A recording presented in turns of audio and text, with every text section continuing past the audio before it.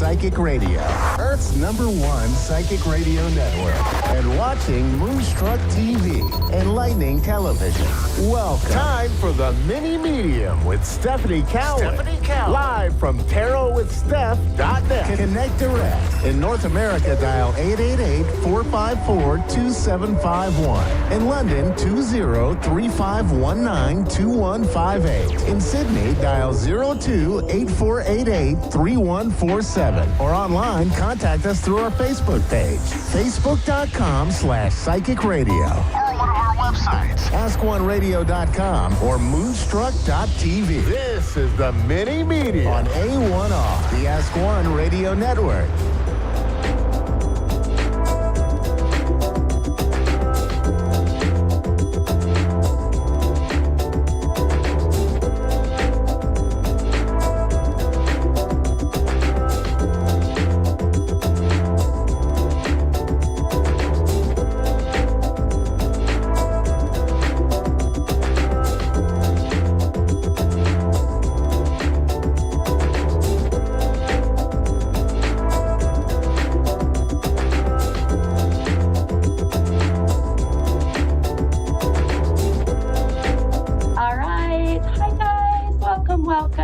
Happy Hump Day. Happy New Year. It's 2025. Can we believe it?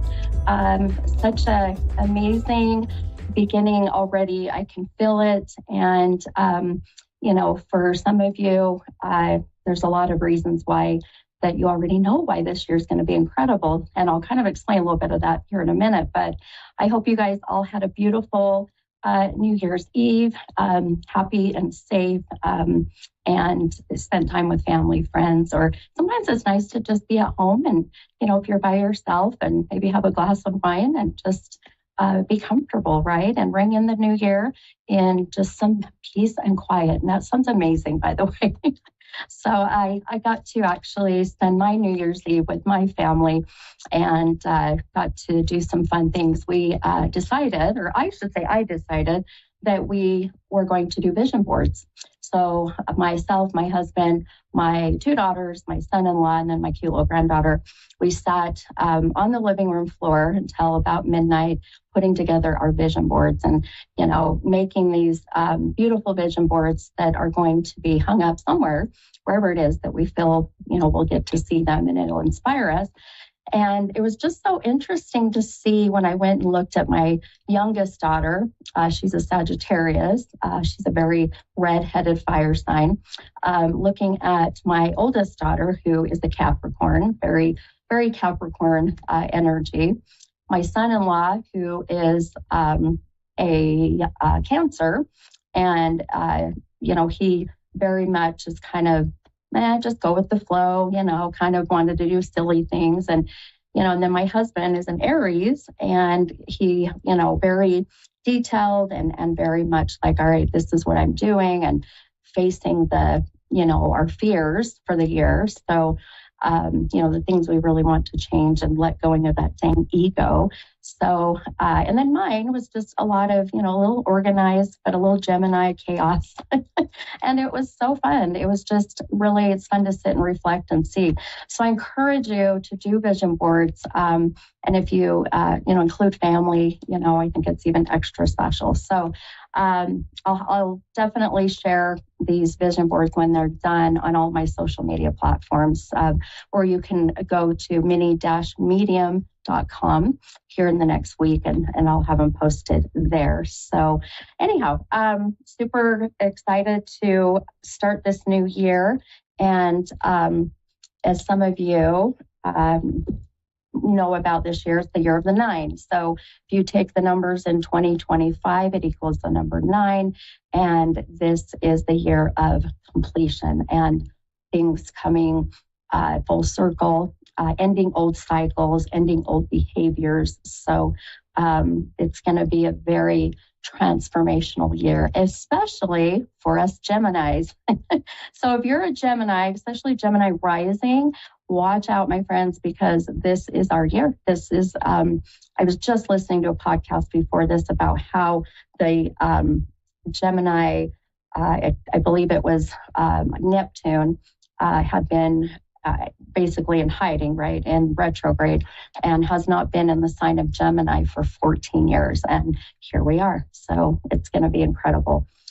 So lots of other signs that are experiencing or will be experiencing an incredible, huge transformational year. So I cannot wait. All right, my friends. Well, we obviously are here to see what readings come in. But first, I want to share with you a couple things. Now, I have a new deck that was gifted to me, and I wanted to start it into this new year.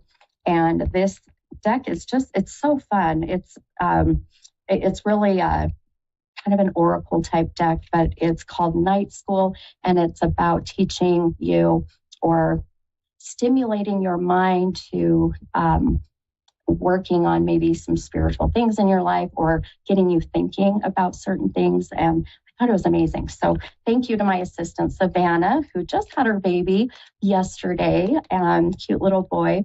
So my assistant's on some maternity leave, so give her some grace and patience. And I'm sure if you're needing to hear from her when it comes to scheduling a reading, it won't be much time. She's amazing. So, all right, let's pull one of these cards first, and we'll see. They're new cards, so I apologize. They're like a little hard to pull here. So, okay, all right. Now, for some of you that know who have followed me with A1R Psychic Radio or even on any of my platforms, such as Facebook is Mini Medium, very simple, self-explanatory, but Instagram is Mini Medium 75.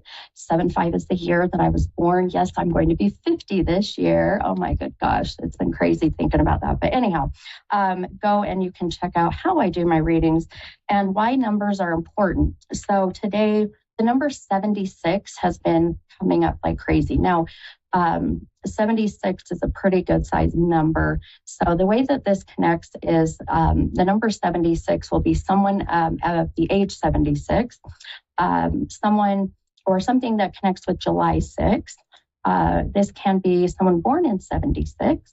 So there's a very kind of broad reason of why these numbers come up, but they always connect, always do.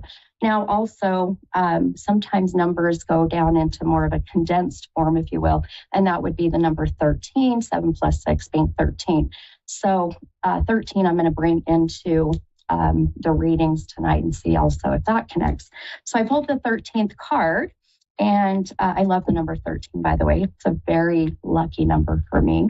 And so this fun night school deck, look, we're going to teach you some lessons tonight.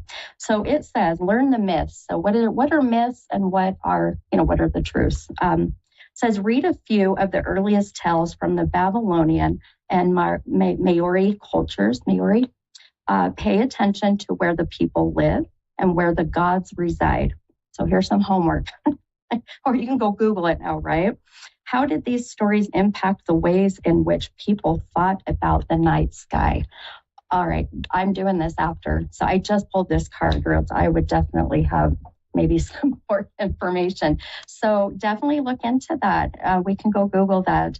And maybe what I'll do is next week on my next show, we'll go into and elaborate that a little bit. So here's a little homework for you guys. Easy peasy. You can Google it. Not like back in the day where we had to go to the library and, try to find a book and actually read. Dang it.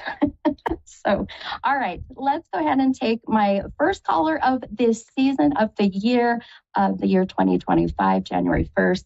And I have Lisa, and I believe Lisa's from Australia. Is that correct, Lisa? Hi, Lisa. Are you there? Yes, I am. How are you? Good, thanks. How are you? I'm doing great. Welcome. Thank you for calling in.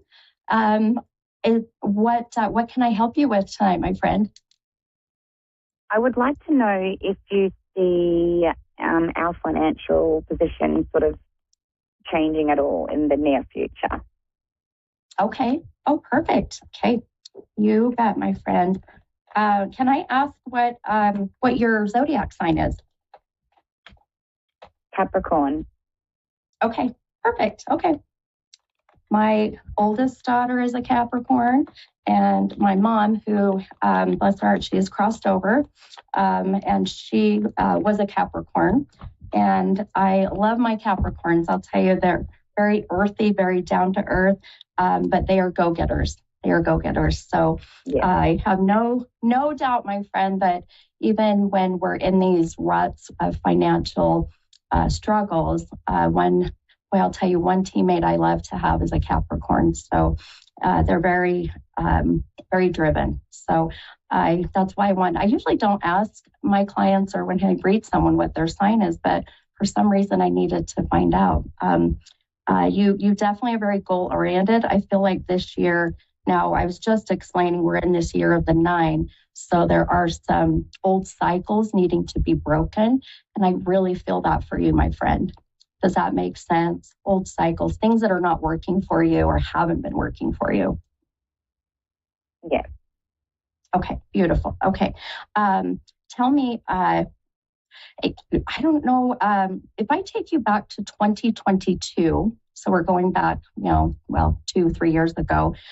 This has nothing to do with the pandemic, but I do feel there was a very impactful,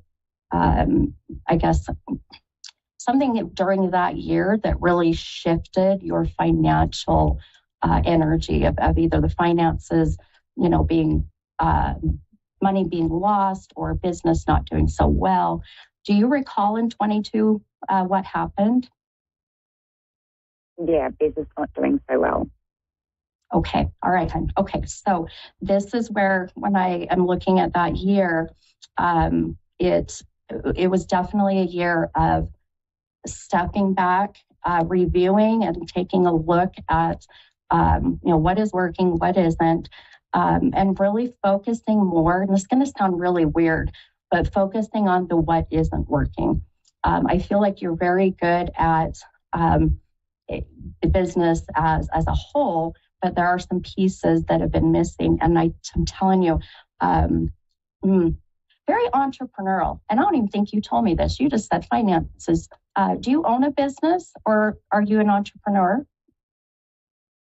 No, I don't own a business anymore. Okay. So that one is no. Okay. How long ago did you decide to sell the business or close that up? About October last year. Okay. Oh, okay. Okay. Perfect. Okay. So I'm just going to validate that I feel that was a great decision for you. The fact that I just feel like it was a focus on what wasn't working. And it sounds to me that you did that because it was time to kind of close that chapter per se. And now we're starting a new one. Yes. So but you are an amazing business owner, my friend. So I would love to see you get back into that. You have this very beautiful energy that I feel people feel safe with you. They trust you. And so as you go into this year, I would just encourage that you integrate your energy into whatever it is you're doing. If you start another business or if you go and actually start, working for somebody. Now, I'll tell you right about August, which I know that sounds to be out a little bit. That's really where I feel you're going to see a sigh of relief. And I know that seems to be out a little bit, but I do feel it's going to take about that 7-8 month time. Can I ask also, I even feel like I see boxes all around you, and that is my sign for moving. Did you just move or are you planning to this year? Yes, we want to move, yes. Okay, that's happening this year, my friend. That is happening. So be prepared. And that I feel is why the 8 months is a good time to get you, financially ready, emotionally, mentally, physically ready, but more importantly, spiritually ready, which is really you focusing on, what do I want to do with my life? Why am I here? What is my soul's purpose? And I feel you're going to see how that's going to really mesh with finances. So hang in there, trust in the process, which is always the hardest thing. I want to ask you, because I almost forgot, when I get my numbers, and I don't know if you heard me as I was saying earlier, do you resonate or connect with either the number 13 or that number 76? Yes, I have two sons born on the 13th. Beautiful. All right. So this is what was that, my friend?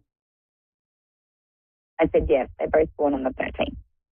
Okay, beautiful. I love it. So as I'm sitting here and I have either your guides or my guides working together, they'll give me these numbers before you even come on. I have no idea who I'm connecting with, but I do feel that you have got a male energy, a male soul that has been here with me, giving me some guidance and information, if you will, to help you. So you have a very strong male soul that I feel has given me that number 13, who is very connected to your two boys, by the way. Have you had a father that has crossed over, or the father, energy, or someone like a dad? No. Now are you married? Yes, I'm married, yes. Okay, so this can be even on your husband's side, father-in-law. Now, grandfather, I know, of course, the older we get, unfortunately, it's a given that we're going to have grandfathers on the other side. So keep that in mind as well. I think it might be my husband's uncle, which we named my son after him. Ah, okay. You just gave me chills everywhere, my friend. You just gave me goosebumps everywhere, Lisa. So, because they're the ones, or he's the one mentioning the 13, so it would very well connect with your son. And the fact that you named him after the uncle makes even more sense. So, I just feel like I'm not getting a lot from him other than just pleased to let you know, and of course your husband, that as you go through these trials and tribulations and stresses, that he's a beautiful spirit guide and right by all of your sides. So I hope you can feel that energy and trust that this year finances are going to get much better around August. I hope that helped you. I know that was a lot. Oh, you're very welcome. You're very welcome. And Happy New Year to you. Happy New Year. All right, hon. Thank you. Have a wonderful evening. You too. Okay, bye-bye. Bye-bye. All right, guys, we have some more time. I love it. And I'm super excited. This is somewhere I am going to be heading to this year. It's on my list of places to tour. I'm planning on going to Nashville, but I have Terry from Tennessee. Hi, Terry. This is Mini Medium. How are you? I'm wonderful. Thank you. Yes, you're welcome. How can I help you tonight, hon? Really, I have a daughter that recently got married. She was widowed previously and has no children of her own.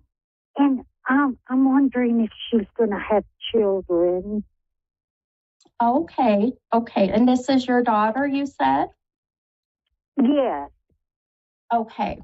Let me see. I'm going to pull a couple cards for you.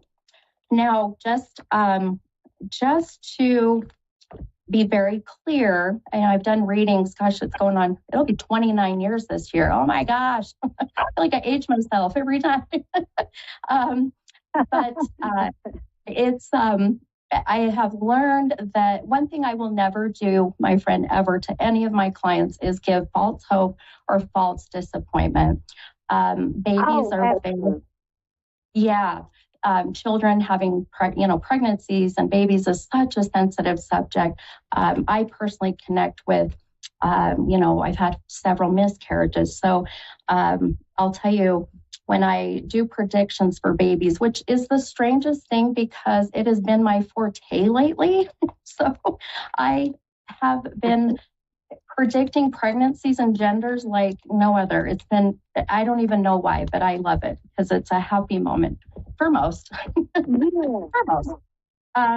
So with that said, Couple things that I am seeing. Can I ask, now your name is Terry, and you spell it different. I'm not going to spell it out there, but you spell it different. Now, let me ask, just before I get into the visions, do you connect with the number 13 or the number 76? 13. And can I ask how you connect with that number? My dad's birthday is on the 13th. Oh my goodness, your dad's birthday? My dad passed in 2013. Your dad passed in 2013. Okay. Your dad is with me. Your dad is with me, hun. And boy, I've got chills everywhere. When I sit and meditate and I ask for any souls that walk within God's white light to come in, I ask them to give me specific validations and to give whatever messages are needed to give comfort or closure, healing. And I knew that today was going to be extra special because the veil between us and the spiritual realm is so thin. And just when I was opening myself up, these numbers came in. And my previous caller, I had let her know that I had a very strong father figure. We did connect with someone that is connected to her that is like a father that connected with the 13. And now we have your dad. So this is what I love about what I do. This is why I love that the universe puts you in my path or whoever's path for a reason. Your dad being here is such a beautiful, I feel, connection with your question, because our loved ones in spirit, they can make so many things happen. And they'll even give me visions of this little soul waiting to come in. Now, this is beautiful. As I'm looking at your cards, oh, this is so amazing. Okay, so not that I want to get into anything, and you're welcome to be honest and open up if you like, but I feel with your daughter, this is a simple, and I know that sounds like I'm, making it sound like it's not such a big deal, but it's a hormonal thing. Can I ask, has she had hormones checked? Has she what? Yeah. Oh, has she had hormone shots? No. Okay. Hormone shots. Okay.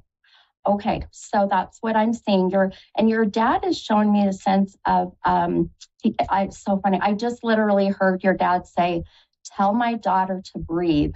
Tell her to breathe. So he must know that you stress a lot, hon. and worry, which from one mother to another, I get that. We do worry about our babies. Do you feel that you're a worry wart? 100%. Well, I love it. The first start is admitting it, right? That's where we have to start. I love it. Well, I'm going to tell you, your dad being here and just feeling his presence and him giving me these numbers, and now we're, wanting to connect with, are there any souls on the other side waiting to come in? And as I'm even just looking at a couple of things, I want you to remember the number 15. Do you connect with that in any way? 15? 15, no. Okay, perfect. I was hoping you would say no. Because your dad has given me that number as a future prediction. And so as I'm going out, I want you to be mindful. This can be, announcement in 15 weeks of her pregnancy, announcement in 15 months. I don't feel 15 days, I wish, but and I don't think it's 15 years either. So there you go. Okay. We're not going out that far. I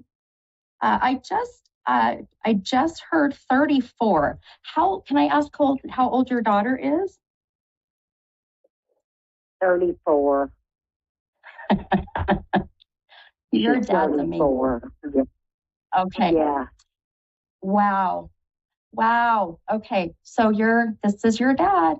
And there is, without any hesitation, now when I predict pregnancies, I have to feel 110% that I'm seeing it. And I do feel I see her having a child. So it's awesome. Yes, I love it. And your dad, it's really cute. He's patiently waiting to gift this beautiful soul into this world. So it's beautiful. My dad was the most patient man ever. And Yep. he was, yes, he was a very incredible man. Oh, I'm so sorry for your loss, hon. I lost my dad as well. My mom passed in 2013, ironically. And my mom was 2013 and my dad was 2016. So I never thought that I would lose my parents before, I was in my early 40s, and I'll tell you, yeah, it's hard, but I have come to be at peace, and I know I feel them, even though I'm a medium and I can hear other people's loved ones. I unfortunately can't connect with mine like I do for you, but I'll tell you, your dad, you're right, is so very beautifully patient and but very anxious and very excited to gift this little soul into this world. So please keep that 15. At number 15. I mean, the baby could be born on the 15th too. It's the weirdest stuff that happens. So, right. I'm so excited for you. You need to tell your dad just said, tell my granddaughter it'll be before 40. She's like worried about not having a baby before 40. So, and even if she does, women are having babies in their 40s now with no problems. So I have to wrap up, my friend. Gosh, it just goes by so fast, but I hope this gave you some answers and some peace and excitement for the future. Oh, absolutely. Thank you. And Happy New Year. Thank you. And you're so welcome, hon. Thank you for calling in. Happy New Year to you, and sending you lots of love and light, okay? Bye-bye. Okay, bye-bye. All right, you guys, Happy New Year again. I am so excited. See, I told you it's been an amazing night, amazing year. I will see you next week. Bye, guys.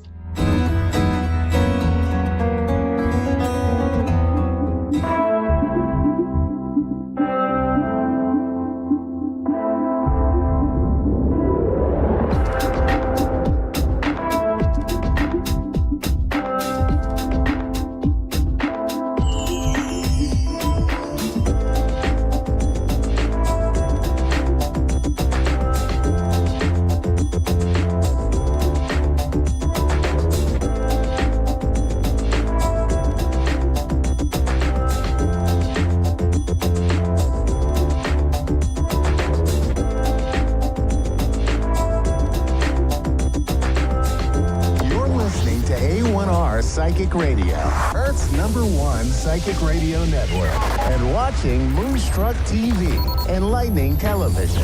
Welcome. Time for Infinite Soul Connections with Shelley Devine. The Hummingbird Media. Live from InfiniteSoulReadings.com. Connect direct. In North America, dial 888-454-2751. In London, 20-3519-2158. In Sydney, dial 02-8488-3147. Or online, contact us through our Facebook page, facebook.com/psychic radio. Or one of our websites, askoneradio.com or moonstruck.tv. This is Infinite Soul Connect on A1R, the Ask One Radio Network.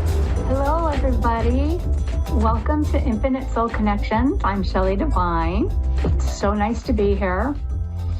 I have a message that I channeled that I want to give to you real quickly before my caller. And it is perfect for right now because we are saying goodbye to 2024 and we're stepping into 2025 where there's going to be wonderful things. So I want to talk about abundance. So this is a channeled message for everybody. Abundance starts with the universe. Its vastness holds in abundance all that is needed and desired in your reality. Universal consciousness is an abundance of love and is given freely to all. Since all living beings are connected, the abundance that you have is the abundance of all. There is inner abundance, where all that you desire, all the wisdom you seek, is in you already. Outer abundance is all around. There is never a lack of anything. When you open your heart and mind to the unlimited possibilities, you will see that there is never-ending abundance of joy, gratitude, love, wisdom, happiness, giving, anything. It's there. It's all there for you. All you have to do is open your heart to it. And I am ready for my caller.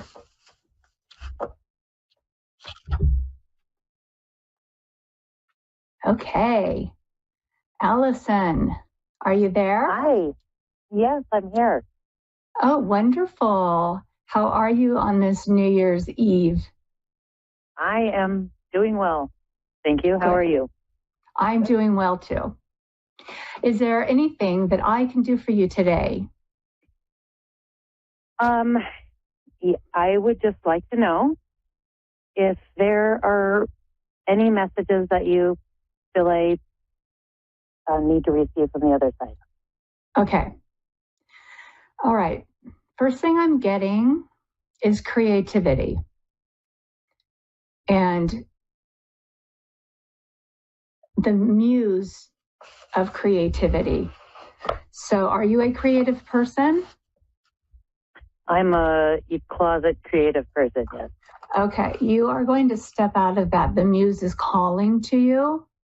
You're going to step out of that. And whatever it is that you love to do, whether it's gardening, writing, painting, singing, dancing, whatever it is, the muse is calling you, okay? So step out and into that space of creativity.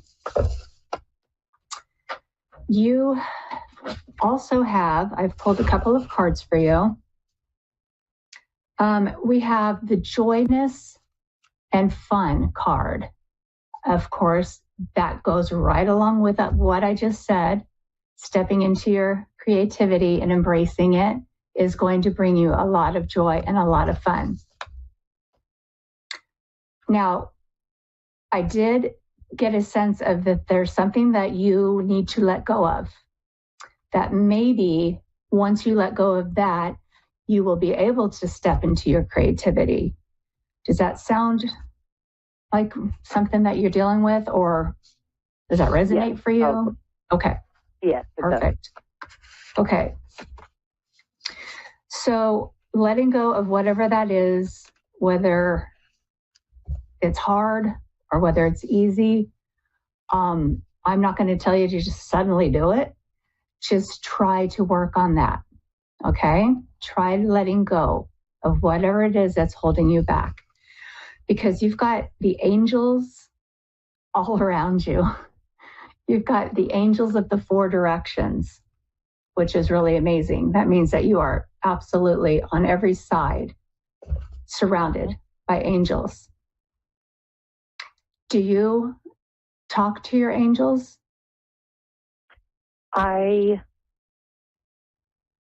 Sometimes when I usually do, but sometimes I feel like I'm in a more spiritual space than I am right now. Okay. Talking to your angels, talking to your guides, whether you feel like they're listening or not, just talk to them, okay? They are listening. and eventually you will start getting the answers. But what I want to say about the angels is that you do need to ask them for whatever you want. They will not intervene in your life unless you invite them to. Okay? Your guides have been with you from birth. Angels need to be invited in if you want them to be involved in your life. Okay? Okay. Okay. There's also a milestone that, let me see. I feel like you either just reached a milestone or there's one coming up very, very soon. Does that resonate? Well, we are in the midst of trying to two things: get our business and, like our stuff in a row there, and also we are trying to adopt our grandchild. Okay.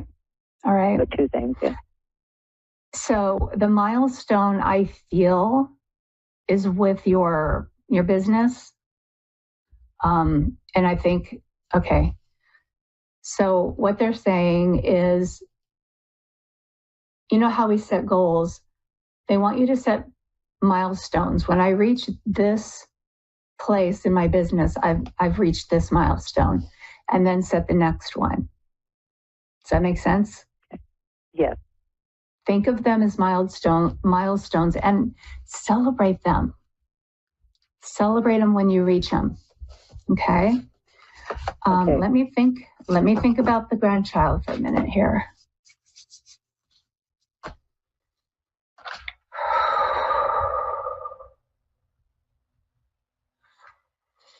The best. Did I just freeze? Oh no. The best placement for the child is with you.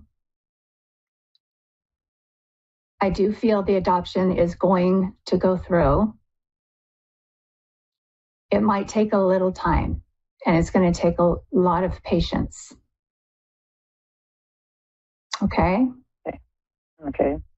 But I do definitely feel like it's going to happen. It's the right thing. It feels so right, because this child is going to learn and grow so much from what you have to give. And of course, part of that is love. Big part of that is love. But there's also just teaching them the way to be in life, the kind of person to have compassion and gentleness, because I can feel a lot of gentle compassion with you. And there's firmness in it, but it's gentle, if that makes sense. But you are very compassionate, and you are going to teach this child how to be like that. Okay? So whatever the situation is now, just know that when you have this child, it is going to be, I'm sorry, is it a granddaughter or grandson? Granddaughter. Okay, she is going to learn so much from you as a role model. That's important, because I feel like you're a really good role model for this child. Yes, okay. Do you have any other questions? Let me see. Just with the we have a court case happening, right? It's going to be the 7th, and her mom is trying to take us to court right now. We do not allow any contact because of her mental health and. Okay. So you have the child already. Oh yeah, we have her. We've had her since she was born, and she's perfect. 9, so. Oh, that's perfect. Okay, so she's gotten the best from the very beginning. Then, you're not gonna lose this child. The mother is going to she's got a lot of growing and learning to do. And she has to show compassion to herself. And I feel like you need to show compassion as well to her. But it's going to take time for her to be in a state of mind, in a state of being that you feel comfortable letting her see her daughter. Yeah.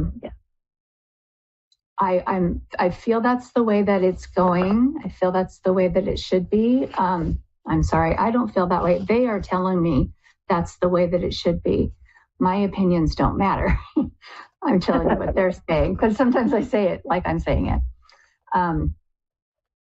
Yeah, there's a lot of blessings around this happening, around this adoption. Absolutely. And I want to tell you that there is animal energy around you. And it's going to sound weird because it's a dog, but dogs represent friendship, right? And loyalty. So today, you are being asked to love without condition. Your energy and enthusiasm are an inspiration for others. Choose to be happy, because you are a protector and a friend. And that is what the dog, represents. I'm going to show you this card because it's beautiful. I hope you can see it. Okay, so take those words to heart. And I want to give you all the blessings I can and send you all the love. The angels are sending love, everybody's sending love, and everything's going to go well. Okay? Thank you. Okay, you are so welcome. Thank you so much, Allison, for letting me read for you today. Thank you. I appreciate you. You have a beautiful, blessed new year. You too.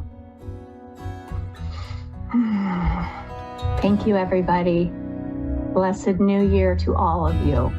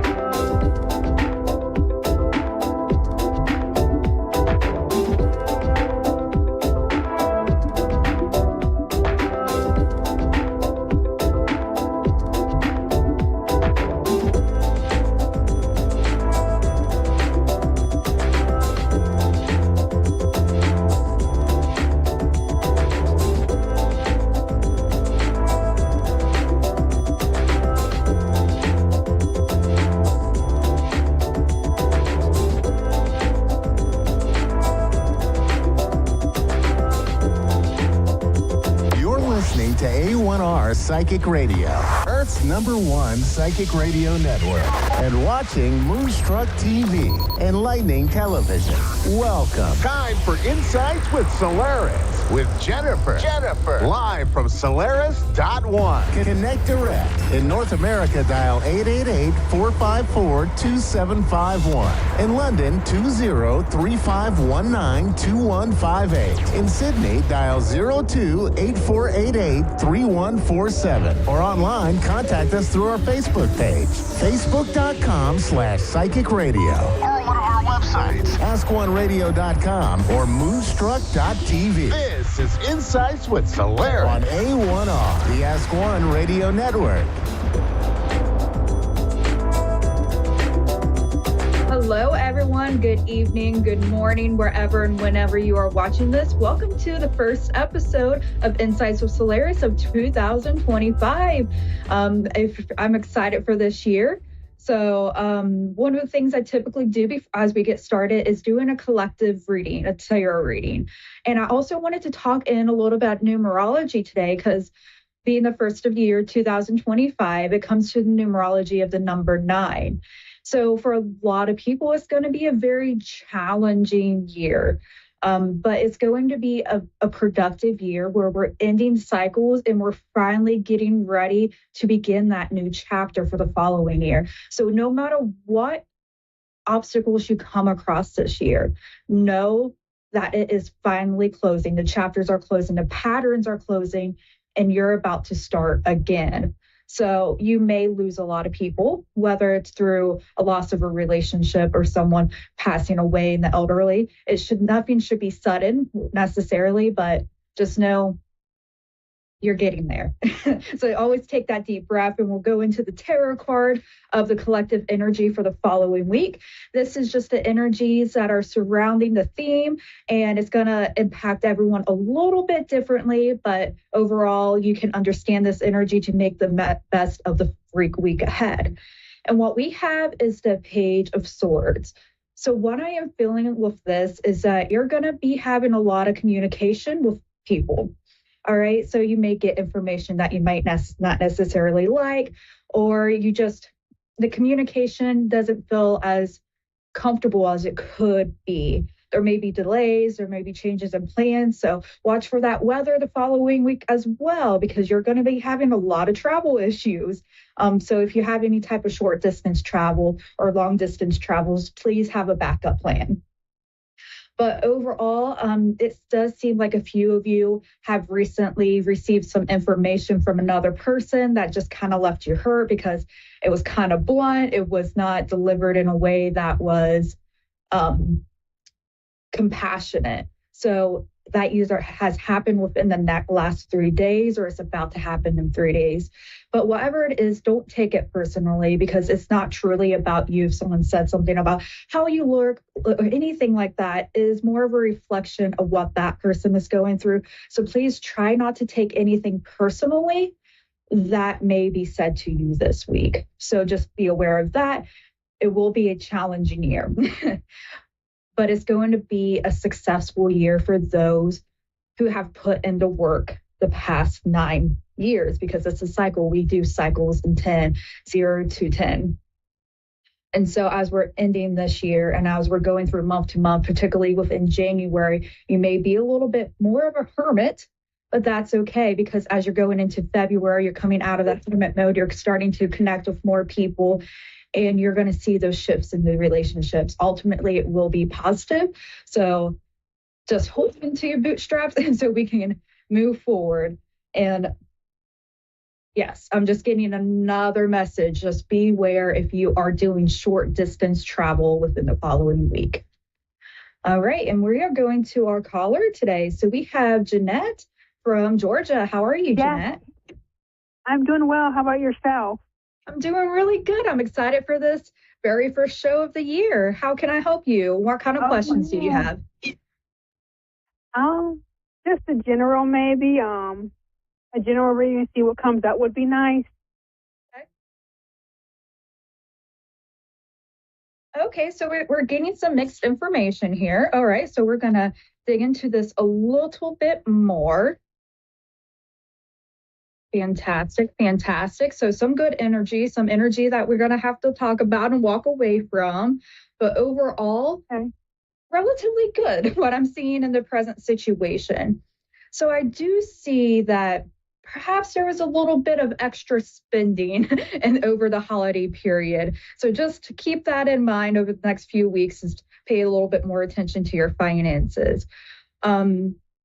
There may be some shifts coming ahead regarding your month-to-month expenses. You may find yourself needing to cancel some subscriptions that you never use, or you may find yourself wanting to either downgrade in a vehicle or upgrade. But there's going to be a step or a change walking away from one way of you're currently doing things with your material aspects and going to a new way. I'm also seeing a little bit around the home. Are you currently married? No, ma'am. Okay. So I'm seeing this in the past position. So I'm seeing a significant relationship that is still playing a role to what is happening in your current life. All right. And so while there may be challenging beginnings coming forward, ultimately your higher self is coming in with beautiful and incredible emotional intellect, helping you get through all of these situations. And it does seem like it may be a little bit about career too. I am getting a psychic message. So I'm seeing a man. I don't think it's somebody that you actually know, but this man is in shackles and he's like praying on his knees. And so what I'm getting is be aware of people who put you on a pedestal. So just be aware of that, because they would play the victim and you reach out a hand full of love, right? Because I can feel that gentleness of you trying to help people. Some people don't want to be saved. So just keep that in mind as you move into the situation. You can help all that you want, but ultimately that person has to have the strength to stand on their own. Absolutely help where you can, but just be aware that some people are in a victim state and they're not ready to leave that yet. Okay. Now, moving on, in the next couple of weeks, I do see you having a little bit of more magic in life, is what I'm hearing. So it's going to be, you have what you need. I don't know if you're like thinking of going on a new venture, if it's a career, you want to start a project, or you want to do a home project. What is this about? Let's see. Let me pull more cards. Yeah. Something with creativity or your independence. If you've been thinking about going off and doing something on your own, do it. Start making the plans, do it. Just go for it. Because as you're building that confidence, because we have two queens here, which is amazing. You have all the creative energy from the Queen of Wands and then all the emotional intellect from the Queen of Water. So while these two are contrasting energies, they create such a beautiful balance. And so as you are coming in more balance, I do see some relationships coming to the forefront, if that is what you're looking for. So if you're looking for a romantic relationship, I do see that coming up in the future. I would say give it a couple of months because it's going to start out a little bit slow. And if it's not a relationship that you're currently looking for, it is going to be more working on your intuition, or even possibly thinking of moving into a new home. So it's going to be one of those things if a relationship is not currently what you are looking for. How is that sounding so far? Any resonating? That sounds really great. Yes, ma'am, it is. Everything. All right. And so now we're going to go into the little bit of the information, which isn't so sunshine and beautifully. You are going to need to find some balance in your spending. We talked about that just a tad bit, but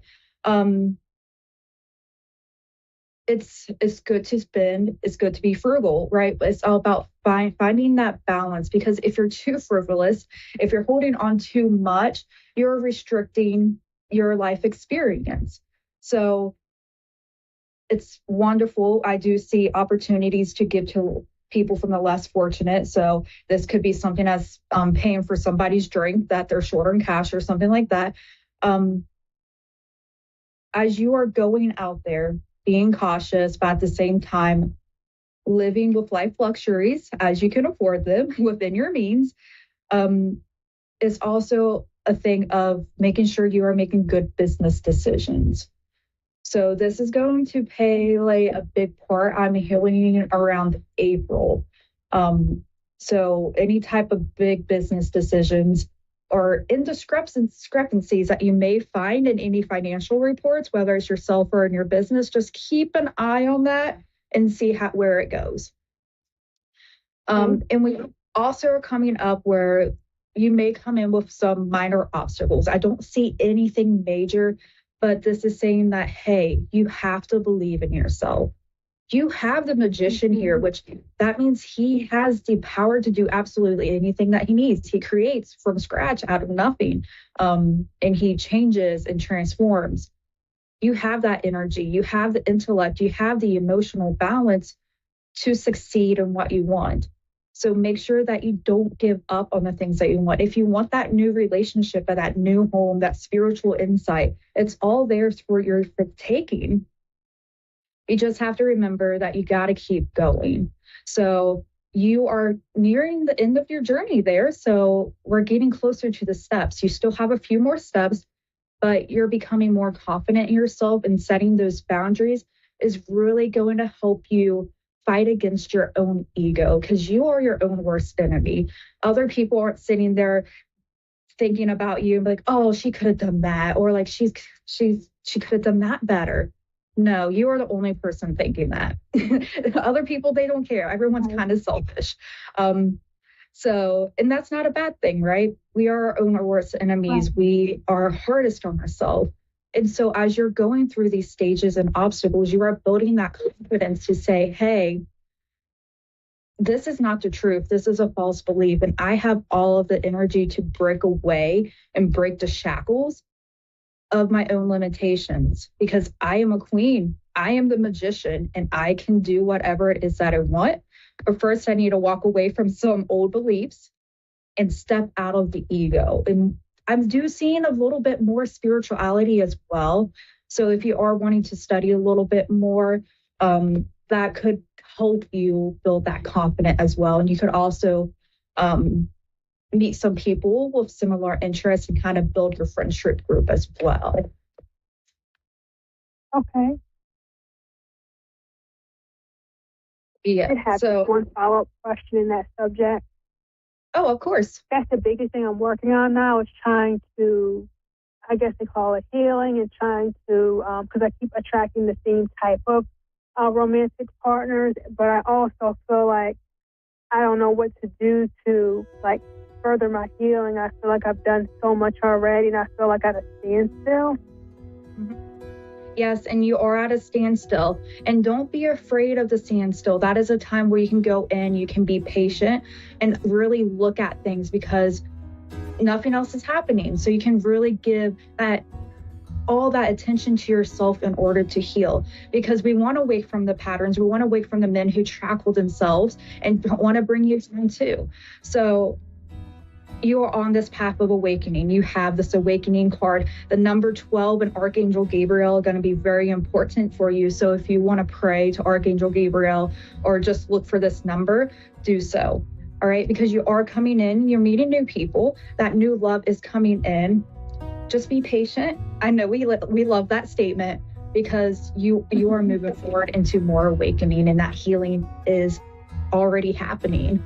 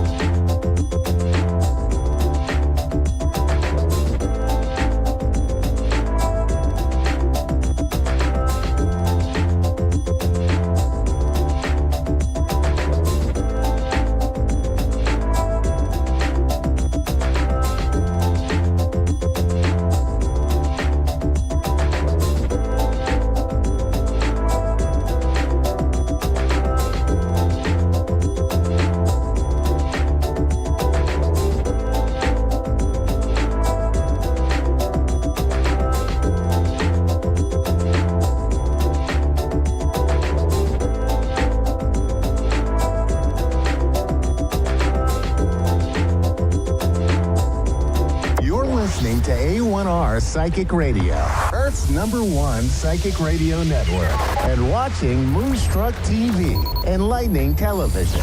Welcome. Time for New York City Celebrity Psychic with Perry Lyons. Perry Lyons. Live from PerryLyons.com. Connect direct. In North America, dial 888-454-2751. In London, 20-3519-2158. In Sydney, dial 02-8488-3147. Or online, contact us through our Facebook page, facebook.com/psychic radio. Or one of our websites, askoneradio.com or moonstruck.tv. This is New York City Celebrity Psychic on A1R, the Ask One Radio Network.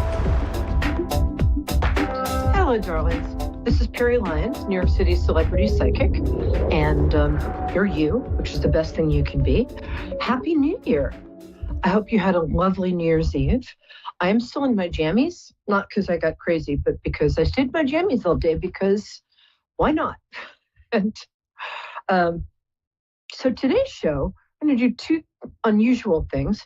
I'm going to go sort of through predictions for this next year, but they're not going to be scary and they're not going to be political because this isn't a political show. But they are going to be, I think, accurate. And the second thing is, and I think you'll get a kick out of this, I am usually at the end of the year, I have a little ritual. I scoot out all my old tarot cards and I order new ones. And they haven't arrived yet. So what I'm going to do for the Psychic Tarot weather today is I'm going to use these. I'm aside from being a singer, songwriter, and psychic and comedy writer, I also do epoxy resin art. So I just done a whole little hand painted, very teeny tiny. Can you see that? Teeny tiny tarot cards. It's less than an inch high. So we're going to use those for today's reading. So my predictions are actually pretty brief. I was listening to all the other psychics' predictions, and there was a lot of doom and gloom. And I love my fellow seers. They're usually kind, lovely, as impractical as it's possible to get. Hey, Craig, I love that name. It means man of stone. I'll be with you in a couple minutes. Just going to finish these things. Craig, can you hang out? Sure. And while you're waiting, can you do me a favor and take a deep breath in, and then another on top of it, and then blow out like this. I know, it's a little goofy. But what that does, keep doing that. What that does is relaxes your vagus nerve.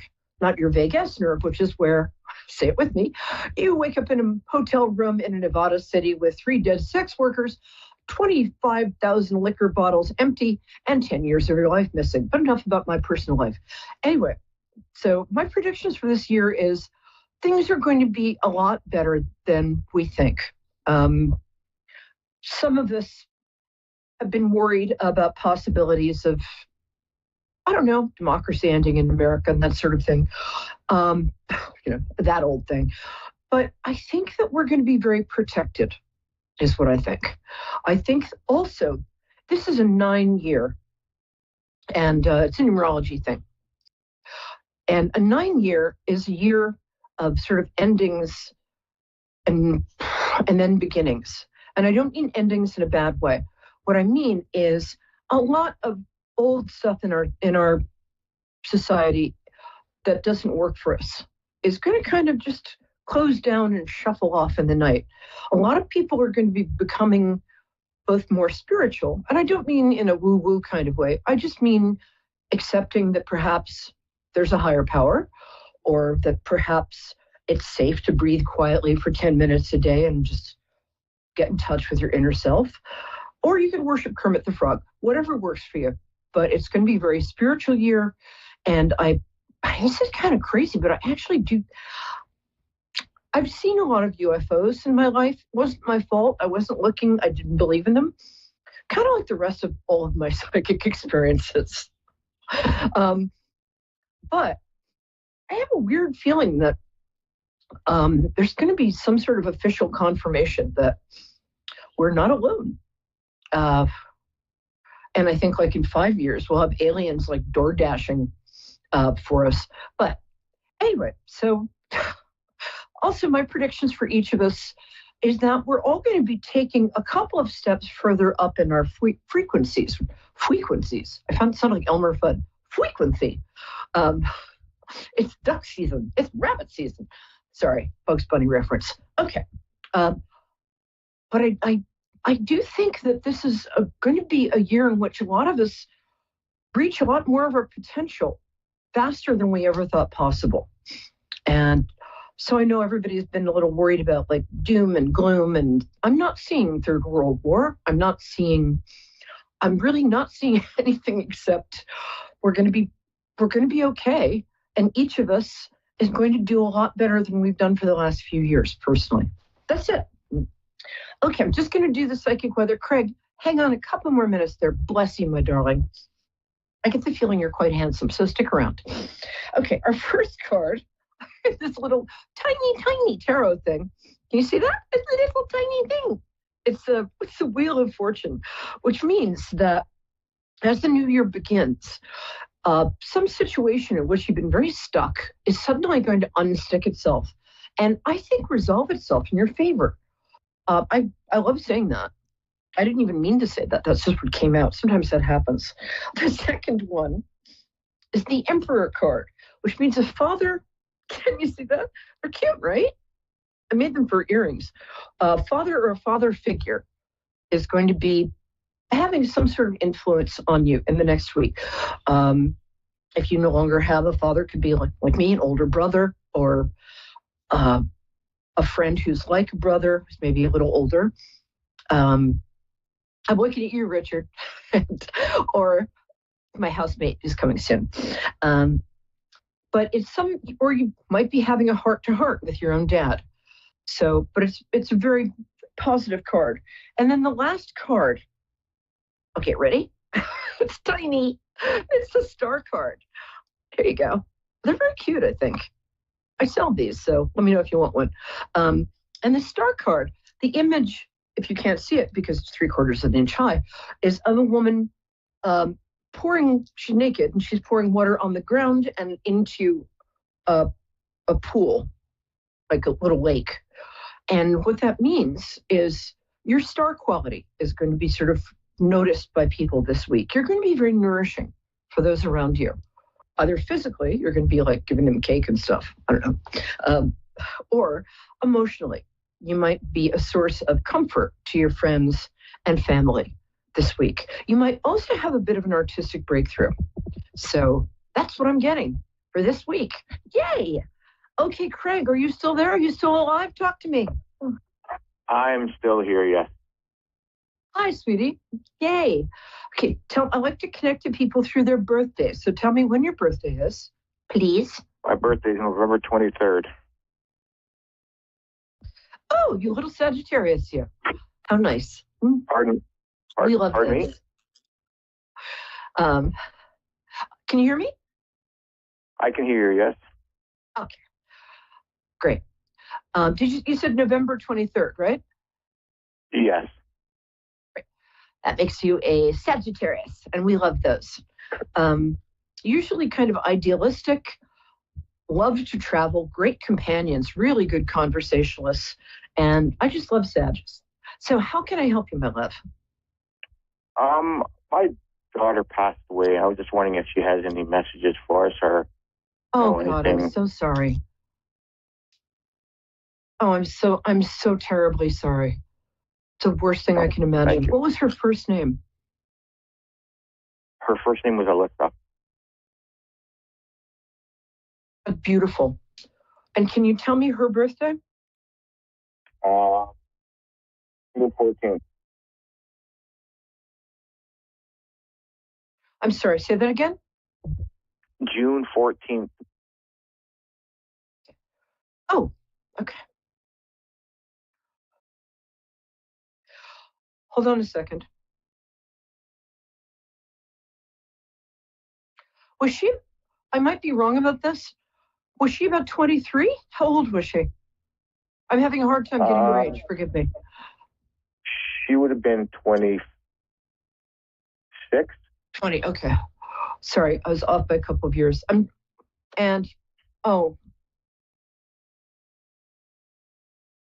Oh, honey, she's lovely. Hey, did she call you something like Pop Pop occasionally or something? Just did she have like a pet dad name for you? Like I called my dad Dad, really. But occasionally I'd call him Pops because you annoyed him. Okay. Hey, Pops. Oh, she's lovely. She might have called me. Okay, that's all right. She did call me Pop sometimes, yes. Okay. It's not that usual. So that's what I was hearing. Just occasionally. I mean, she called you Dad most of the time. Mm-hmm. Oh, she's lovely. I am so sorry, but she's in a really good place. I'm looking to the left because that's where I'm seeing her. Hold on. Does she have one or two brothers? No, she has no brothers, no. Oh, that's interesting. That's funny. Because I'm getting her asking about two kind of male kids. I'm sorry, I don't know what that's about. Hold on. She's very pretty. Well, I mean, she loves you, and I don't know why she's doing this, but she's apologizing for she didn't mean to leave so early, and she knows that you and her mother are heartbroken. And what she wants you to know is, oh, that's interesting. I've never really said this on air before. She's with you when you go to church. Was that something you guys did together?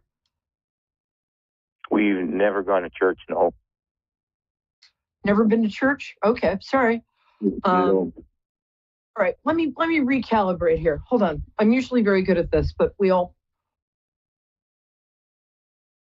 on a sec. She's very spiritual, though.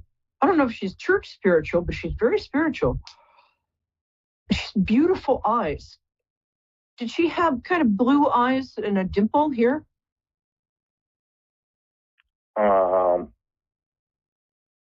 No, her eyes were kind of more of a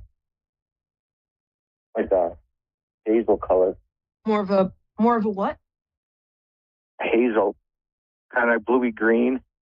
Hazel. Okay, I'm sorry. They're lighter than brown. That's all I saw. Yeah. Oh God. Okay. Sorry, she's not coming through very clearly. Can you give me one more minute and tell me her name one more time? Alyssa.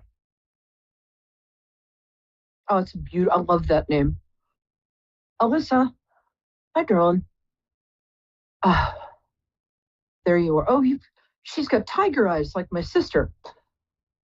Hazel. Yes.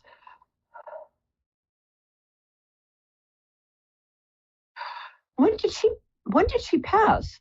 I'm sorry, we're having a little trouble communicating, which is not very usual for me, but I have to be honest if that's what's happening. It would be 3 years this March. Yeah. Oh, she's doing it. Or May 22nd. It'd be 3 years in May. Oh God, I'm so sorry. Do you mind if I ask, was it about, this is so, I think, was this very sudden? It feels, yeah. I'm not sure why we're having trouble connecting. I usually don't. But in this case, and I can see her, but I'm having trouble hearing what she's saying or trusting it. Give me a second here. Alyssa, Alyssa. Was her middle name Rose or something to do with the flower? No. Okay. I'm sorry. I'm having a hard time. She's holding a flower. She's pointing at me, so she wants me to tell you something. I'm just having a hard time hearing it. But give me one more minute. This has never happened to me on air before, so give me a second. Come on, darling. What is the rose for?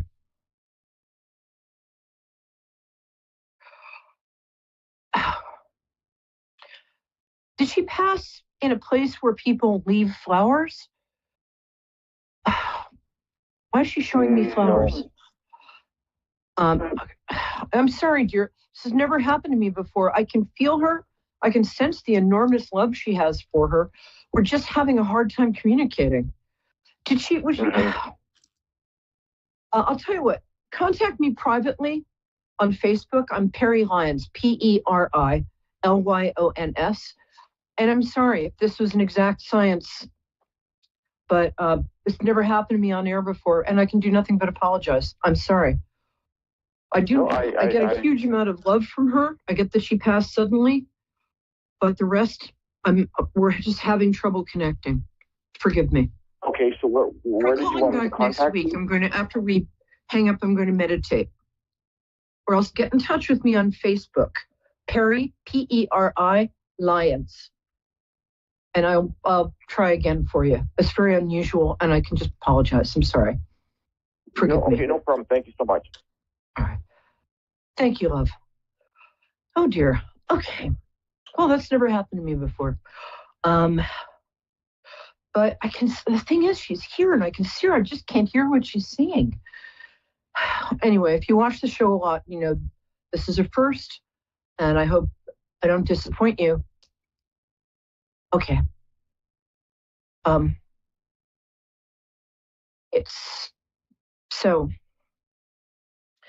It's funny because when I first started being able to talk to people who'd passed, it was a big surprise. And I have a funny story. I'm sitting on a fur coat, by the way, as we speak. It was my neighbor's grandmother's fur coat. And Mariah, I'll be right with you. I just want to tell you this story really quickly. I was friends with a singer named Courtney Love for years and years. I don't do drugs. We're Buddhist. We're meditation friends. And very close. I loved her. And I took care of her when she was sick one time. She had the flu, and I moved in and just, poured chicken soup all over her. And as a thank you, when I was leaving, she said, I have something for you. And she handed me one of her husband's fur coats, a guy named Kurt Cobain. He was in a band called Nirvana. And if you're my age, you know this, but some of you youngins might not know. So it was very, very cold in New York that winter. And I was wearing my little chubby silver mink coat, which had been Kurt Cobain's. And walking through the subway station, it's very, very crowded. But somebody behind me was yelling, "Stop, you murderer, you're a terrible person." So I looked around and he was pointing at me. And I'm like, she was shouting, "You're a murderer." And first I was like, how did he know? And then I was like, you didn't murder anybody, hold on. So I turned to him and said, what's your problem? He said, "You're wearing fur." And I was so thrown off because it was so that I blurted out, "But this was Kurt Cobain's coat." And he went, "Oh my God, really? Can I touch it?" And I'm like, don't we have flexible ethics? Anyway, hi, Mariah. Thanks for hanging out and coming back. How can I help you, my love? Hi. Are you there, Dawn? So, hello? I'm having a hard time hearing you, but I can read the captions. Hello. Okay. So tell me when your birthday is. I like to connect to people through their birthdays. September 13th. Oh, Virgos. As I always say, it's the most misunderstood sign. People think that you're about being like having OCD and being very over neat and critical. Not it at all. You guys are in a constant quest for purity and for bringing your ideals down onto the earth plane in a practical way that helps people. I love Virgos. Yes. All right, my love. What's your question? I don't really have questions. Just like a reading. Wanted a reading. Okay. All right. Let me see. What have I got for you? Oh, you're nice. You're a nice person. Are you the person everybody calls and tells their problems to? Does anybody ever ask you how you are? Not really, but I'm the one they call, yeah. Yeah. You are the one everybody calls. Damn, girl, if you've ever thought about going back to school, you'd be a great therapist. And I mean great. Interesting. You're kind, but you can be very straightforward with people. You're not always, I tell people that I'm kind, but I'm not that nice because I'm a little blunt sometimes. So, and I think you tend to be kind of the truth teller in any group and in your family. Is that correct? Yeah. Yeah. You occasionally get into trouble for that, but it's worth it. Yeah. You'd also be good. Funny. I mean, this is not very exciting. You can make a lot of money at it. I think you're very good with numbers. Is that correct? I mean, you have creativity as well, but being good at numbers is a form of creativity. Are you good at them? Kind of. I don't know. It's going to sound strange, but I think you have a talent for either accountancy or bookkeeping or something like that. You can make a lot of money doing that. Really? I don't know. It's just the way you think. You're good at reality. It's a huge compliment. Most people aren't. Okay. How old are you? Do you mind me asking? 18. Hey there? Sorry, speak up a Hello? tiny bit. I can't hear you. 18. All right, here's what I'm going to say. Can you hear me? You're very monogamous. Oh, 18. Okay. So, all right. So you're about to go to college or figure out what you're doing with your life. Exactly. Yeah. Some suggestions I have are, you're happier with money than without, pretty much like everybody else on the planet. But you're very good at having money. And I think you've got like kind of a really prosperous life ahead of you. What I would do is do something solid. If you go to college, economics, accounting, bookkeeping, they don't sound glamorous, but listen, something that doesn't sound glamorous but gets you like a boat and a Mercedes and all that stuff, that's pretty glamorous. Mm-hmm.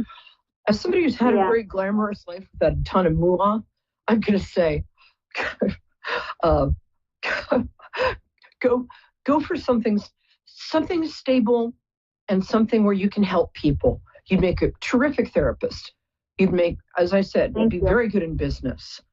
I think your creativity extends to being like, if we were friends, which I feel we are, you're somebody I would ask to like help me decorate my house. You got a very good sense of color and design. Yes. So you could be an interior designer. Definitely. That's something else, because that actually is a lot of numbers. One of my clients, Lynn, brilliant interior designer, but she also has to deal with things like, what size are the plumbing pipes and where to, all that stuff. So there's the three things that I'm going to say stand out for you. I think you're a monogamous person. I'm not sure if you're in a relationship right now. I'm not sure. Hold on a second. My guides are saying something else. Are you in a relationship? Was there somebody you knew from like high school or the last couple of years? Are you with them or did you just break up? I guess I'm not with anybody right now, but like I'm talking to someone. Okay. I think you were with somebody before. What I'm getting is that you're very monogamous. You're not somebody. Yeah. I'm just going to say, you don't sleep around, basically. What I'm trying to say tactfully, and I'm not good at tact. So you're going to meet somebody when you're about 19.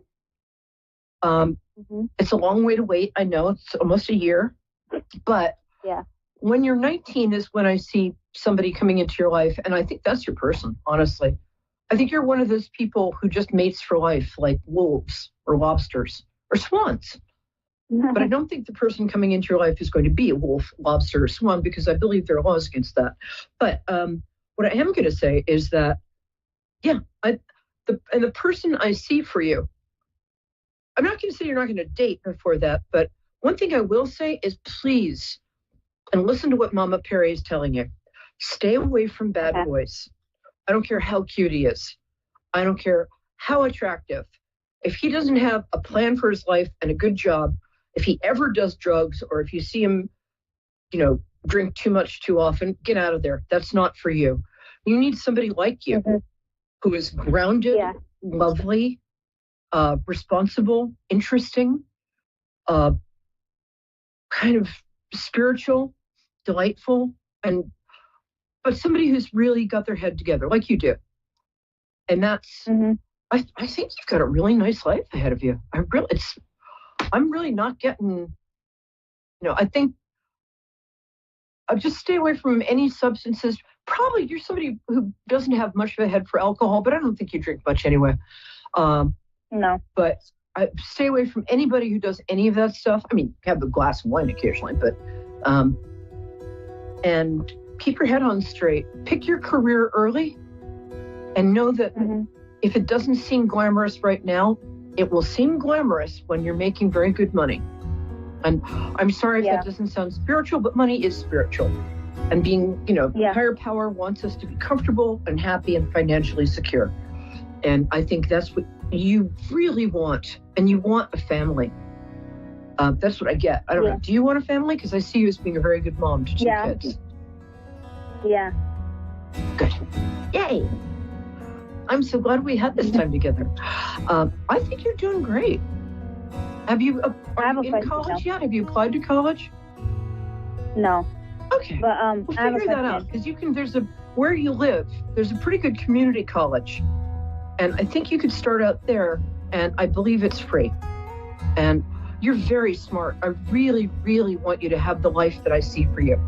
And I think you're going to. So look into community college, because if you do that, you're going to have more money than you can shake a stick at, if that's your...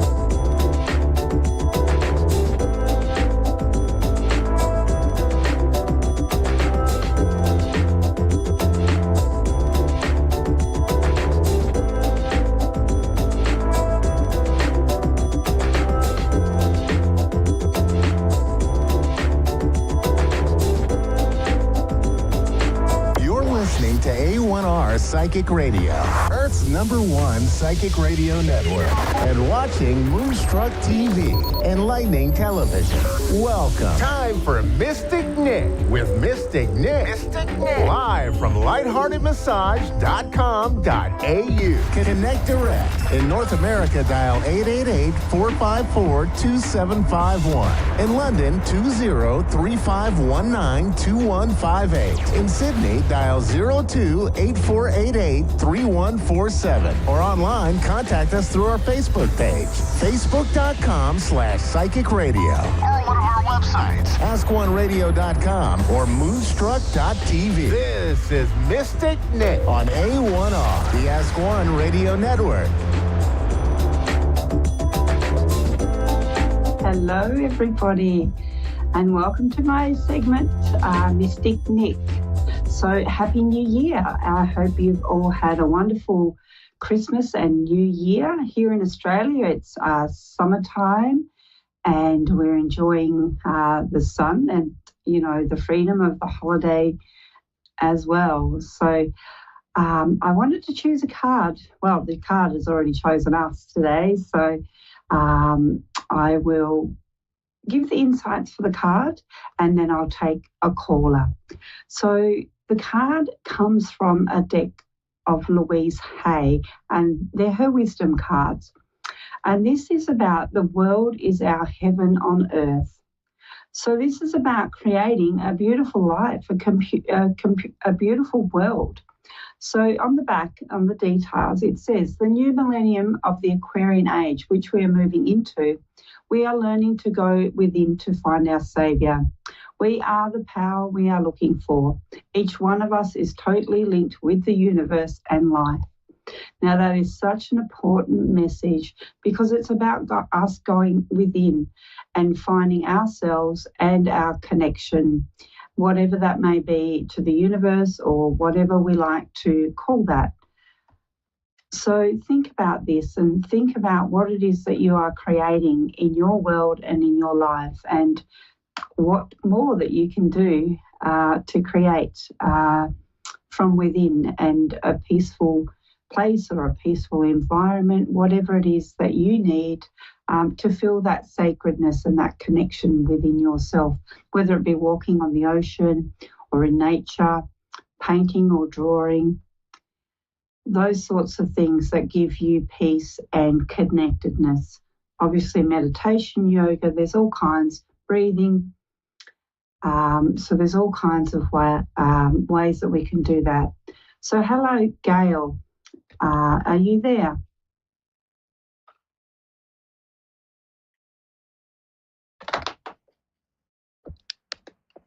I'm just turning my sound up. Hello, is that Gail? Hello? Oh, hello, Gail. How are you? I'm doing well. How are you? I'm well, thank you. Coming from Australia. Okay, so yes, where are you? In the United States, Owensboro, Kentucky. Wow. Isn't the internet wonderful? I love the fact that we can connect via the internet. So thanks for calling in today. Now, I want to start with, I have a connection whilst I was sitting here waiting to go on from a man. So are you waiting or wanting to connect with someone that may have passed over? Well, I've had a lot of losses, and what age man would this be? Okay, so let me first say, has your husband passed? Well, he was a fiance. He was a fiance, because I feel it's him. And he's showing me, so he was showing me a few things. He was showing me a dog that is with him, or a dog that, do you know a dog that may be either connected to you or connected with him? Did you say daughter? A dog, no, an animal, a dog. oh, an animal. Oh, okay. Let's see. Let me think. Yes, there was. There's a dog. Have a dog. Max. Sorry? His name was Max. Yeah. So he's very happy with this dog. This dog was a very happy dog, or they're showing that they're very happy that they are together. So that was the first thing he showed me. The other thing he showed me was him in a stripy shirt. I'm not sure if that has a relevance or specific, like a T-shirt kind of top. He's a bit of a taller man. But he also showed me a garden. So is there a garden that is important to you in some way that you may have shared? I used to garden quite a bit, but arthritis has taken over. Okay. So again, sometimes I'll show things in the past, or is there. He's showing me some kind of bridge, and he's showing me his arms around you. Was he taller than you? Yes. Yeah, because he's showing me the height difference where you're a little bit shorter than he was. He was quite a tall, strong man. So, but he's showing me that, is there a garden that you have a memory of that you would have visited? Because he's showing me a memory of you standing on a bridge in a beautiful garden, and he has his arms around you. I can't recall right now. Okay. So if it's, well, it could be either a past memory that he wants to show, or he is showing his love for you and the love of gardening, and, you know, just sending his love to you as well in that. And there's a lot of I feel like there's a lot of healing around you, a lot of healing that needs to happen, and whether that could be through being in nature as well. So taking yourself out to connect in the gardens or visiting beautiful gardens, there's a strong energy for you to be getting outside and connecting, and he's with you. He wants you to know that he is with you and around you. He's also showing me writing. So do you write, or did he write? Is there a connection to writing? No. No? No, I can't think of that. No. Okay. So he didn't write? Well, he would send me cards and things like that. Okay. So write notes and things. He did show me a card as well too. So do you still have some cards or something? The writing is important. So whether he's written to you or written cards, as you say, but it may be about reflection as well too, of, you know, going back down memory lane or remembering the good times or the special memories that you have. He wants to really hone in on the focus of the special times or the special memories. Does that make sense? Yes. Yeah. Okay. Now, there's also a lady that's coming through. Has his mother passed, or is he? Yes, his mother and my mother. Yeah. Okay. I feel like it's his mother firstly that he's showing. Actually, there's more. You've actually got quite a number. So. Of people that have passed. So firstly, you know, let's acknowledge, and I'm sorry for those losses. But in that, they also want you to know that they are well and okay, you know, and there is a blessing in that. They want to acknowledge the blessing that all is well for them, because I feel there's illness around, particularly the women as well. So they may have had some difficulties before their passing, so they want to acknowledge that, you know, they are okay now, and maybe you need to know that or understand that about them. Yes, definitely. Yeah, and it feels like this is the energy. It's taken its toll on you as well, and this is why I think he's showing that, you know, to want to remember that because you're having had so much loss. You know, it's weighing you down, okay? So it's about, again, that's possibly why going out in nature, getting out in fresh air, doing things that are going to nurture you and help you. It's almost like what I'm being shown is you growing your wings again. So some angel wings, or having angels around you. So whether you connect, but it's like them lifting you up as well, that you need something to help you keep moving forward, because this is all making you feel quite down at times. Right. That's right. Yeah. So we've got a couple of minutes left. I'll see if there's anything more. Is there any questions, or are you happy with what's coming through at the moment? Yes, I'm happy with what's coming through. Yeah. Now, is there a younger male, like a son? It's showing me a younger male. He could still be here. I feel like he's still around. Well, I have a son, just one son. Yes. Uh-huh. Yes.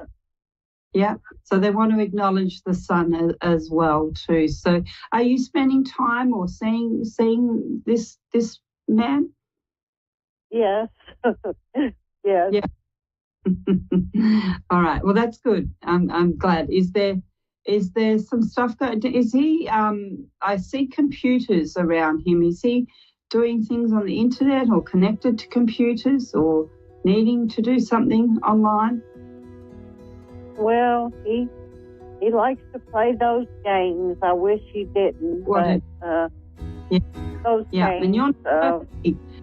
Yeah, you're not so happy. So again, I feel like it's all a little bit hard for everyone. I think he's feeling the loss just as much as you are as well too. So I think it's important that you recognise that in each other and support each other. Now, thank you for calling in today. If you want to connect with me, I am. You can find me on. I have a lighthearted massage page. So if you do feel you want to connect again, I only have a short time here. I do hope that has been something to help you. Yes. Yeah. Yeah. Yes. Yes.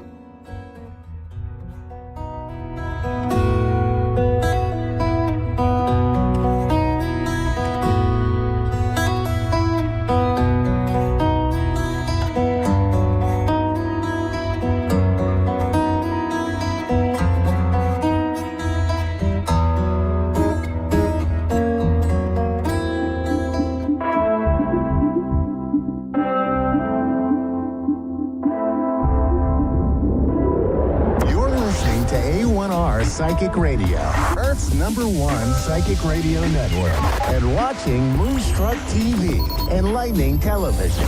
Welcome. Time for Understanding Spirit with Mary Shapano.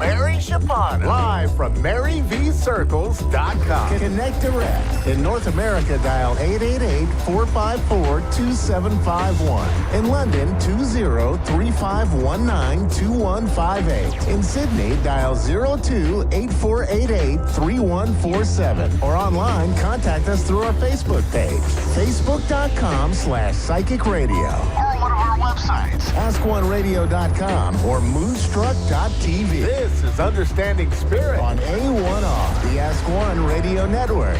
Hello, everybody, and welcome to another week of Understanding Spirit. Merry Christmas. I hope you all had a wonderful day and you got the opportunity to share it with your loved ones. If you didn't, just hold them in their heart, as I'm sure they're holding you in their heart as well as we move into the new year and better days, hopefully, for all of us.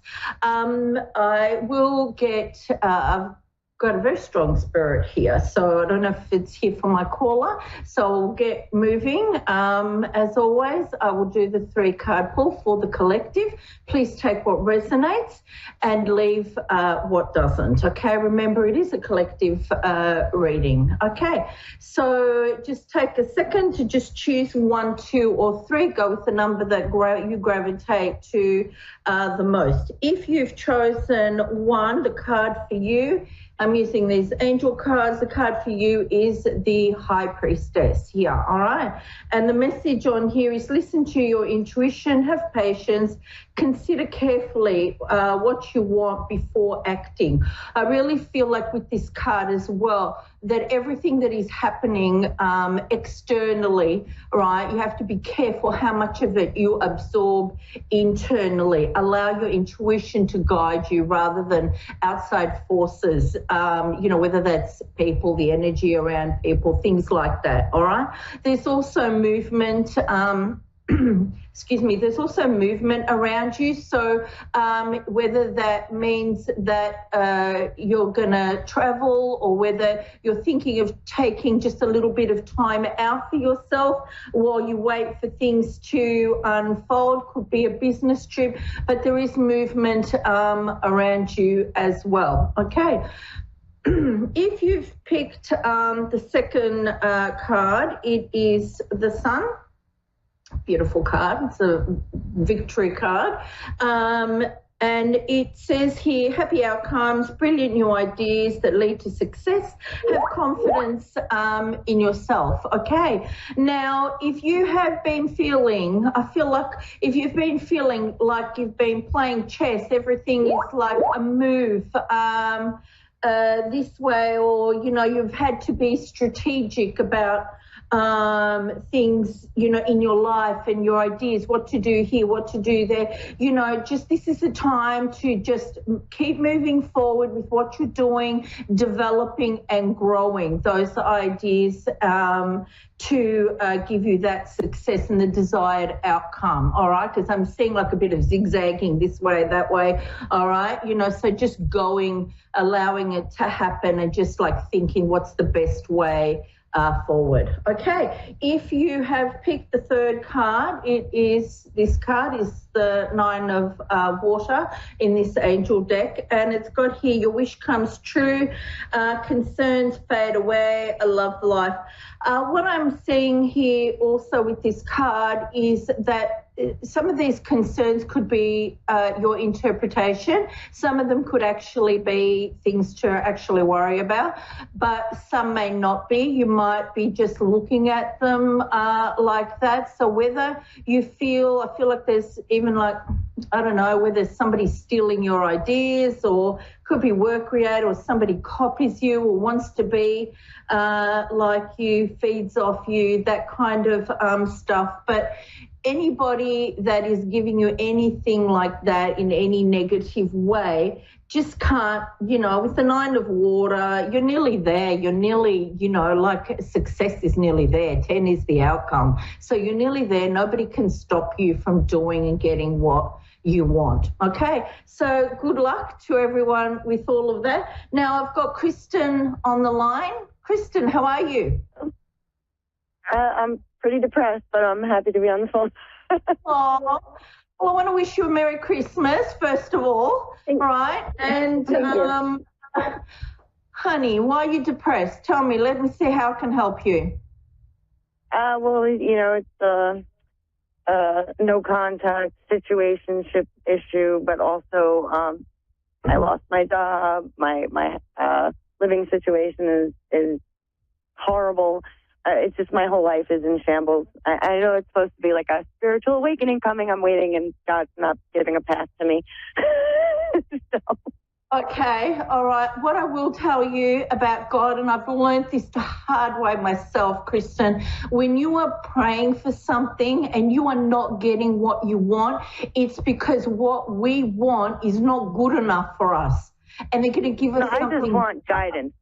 At this point, I just want guidance. I just want someone to tell me what to do. I'm going to give you guidance. I'm going to give you guidance today. Okay. Now, I've got a male spirit here. This could be your dad. All right. I'll just see, because he's coming really, really strong. Before the show, I was coughing. I couldn't breathe. I had pains in my chest. I felt like, you know, I was drowning. My mum had fluid in the lungs, and she was like that. So I don't know. Does this sound like, did your dad have cancer, or do you know anyone that had a male who had these symptoms? Well, my dog passed in April, and she died of a tumor in the lung, so maybe that was it. But okay. Not now. Right. What about your dad? My dad's okay. I mean, he's allergic to my new dog, so maybe that's why his breathing's not good. Your dad did pass? Okay, who passed away? Not your dad. Oh, you said your dog passed away. Yeah, my dog, yeah. Oh, okay. All right. Because I was getting all these symptoms really strong. But you do also have a male in spirit who's come in to wish you a lot of luck. All right. Now, I don't know what your background is, but I'm seeing a lot of symbolism, like Irish symbolism. I'm getting like the four-leaf clover, but it's in... half Irish. Sorry? I am half Irish. I said I am half Irish. Okay, all right. Because I am getting that. I was seeing like Irish dancing and whatever, and I just kept getting that the spirit is like wishing you luck. All right, and they're with you, all right, and they're telling you that now is the time to act and move forward with everything, all right. Now, you've got I'm getting a lot of sense of stuff around, like things that you want, money, moving forward, but I do feel too you've got to focus on your goals, and you've got to bring success, and then just kind of like go one step at a time, all right, because as you're looking at it at the moment is too overwhelming for you, all right. So I'm getting, you've got to like make a plan and write everything down, like in the different areas of your life, and just chip away at it. Do you have a male who is like, he's quite like logical, and I feel like he's quite practical and stable and may know about money as well. I don't know if that's your dad or somebody that you were with. Does that make sense for you? No, I can't think of it.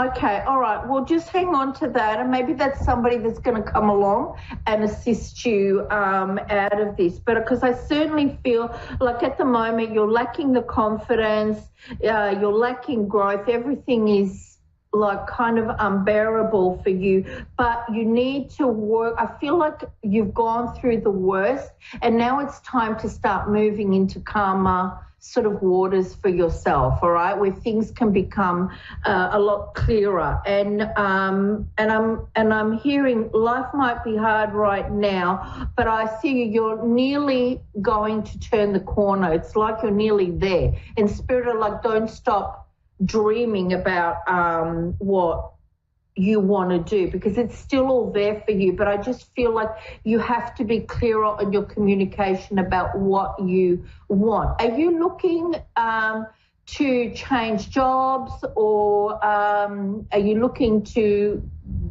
start employment or something? I'm just seeing like a new job around you. Well, yeah, I lost my job like a month ago. So. Okay, all right. Well, you will be looking for another one and finding something else, right?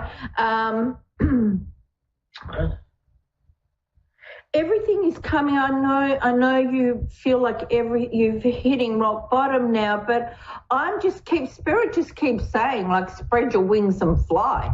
They're like, good things are coming to you, okay? So I don't feel like you need to worry about that so much. Okay, do you know, Kristen, whether anyone would attack you spiritually? No, I don't know. Okay, all right. What I want you to do, okay, is I want you to have a look and see if there's any kind of pattern in your life where something is constantly happening, all right? And it's like the same thing. If your finances are constantly getting attacked, if certain areas in your life are constantly getting attacked, okay? And I want you to have a look at that. And do you sit in prayer at all? Do I pray? Yeah. Yeah. Like, yeah. Yes. Okay. All right. I'm getting Psalms 91, Psalms 23, and there was one I wrote here before. See, things happen for a reason. Where did I write it? Now I can't. Where did it go? 35. Okay. When I write things down, I never know when they're going to come up. All right? So 91, 23, 35. And watch the show back if you forget. And sit in prayer with those every day. okay, and ask for the changes to come in your life. If somebody is attacking you, that will assist you, okay? I can't shake that feeling, all right? So when you get off, have a look and see how you go, how you feel about it, all right? Thank you. Thank you. See if you can make the change that way. Thank you. All right, you're very welcome. Happy New Year. You too. Thank you, darling.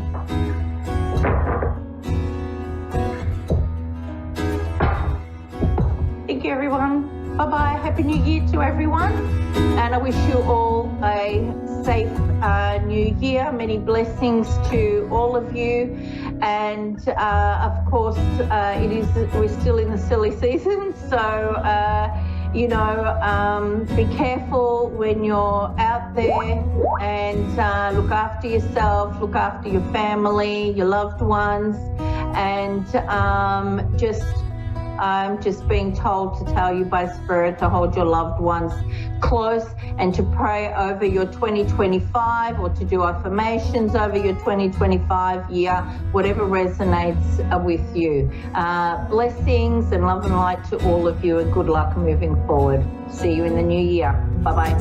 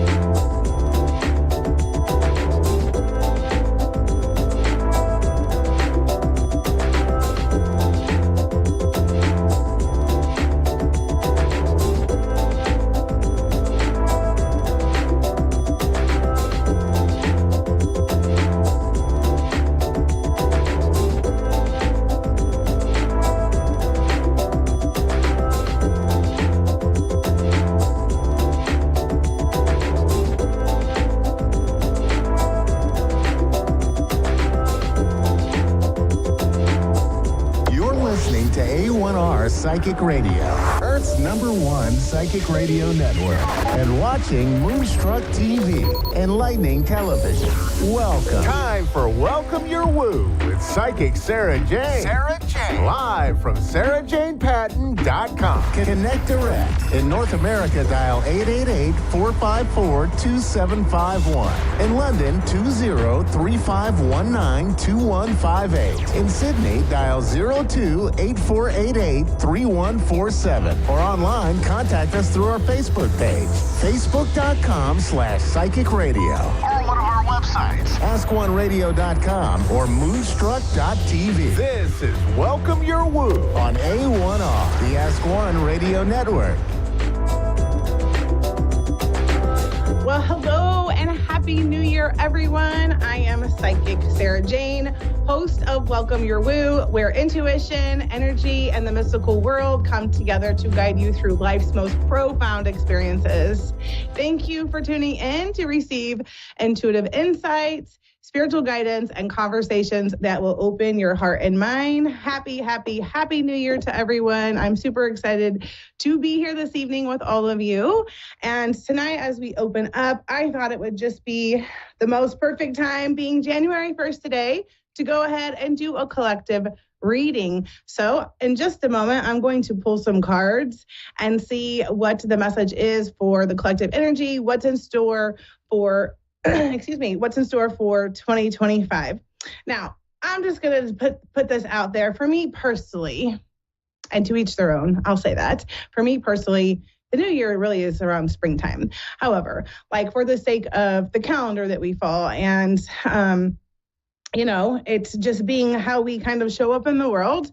I like to just go ahead and see like what is in store for this coming year. What is the message for us? And, what are the things that we can expect? And then what I'd like to do after that is take a couple of callers and see what is in store for them as well. So without further ado, I'm just going to jump right in and grab some cards. Today I'm going to pull from the Healing Waters Oracle deck by Rebecca Campbell. And I'm just going to go into this and say like, hey, Spirit, like, what is the message for us today? What's the message for the collective? What do we need to know? What's in store for 2025? What can we expect? So let's see here. Got some cards flying out here. I'm going to pull a couple here. And then I'm just going to channel and see what comes through based on the cards that come out.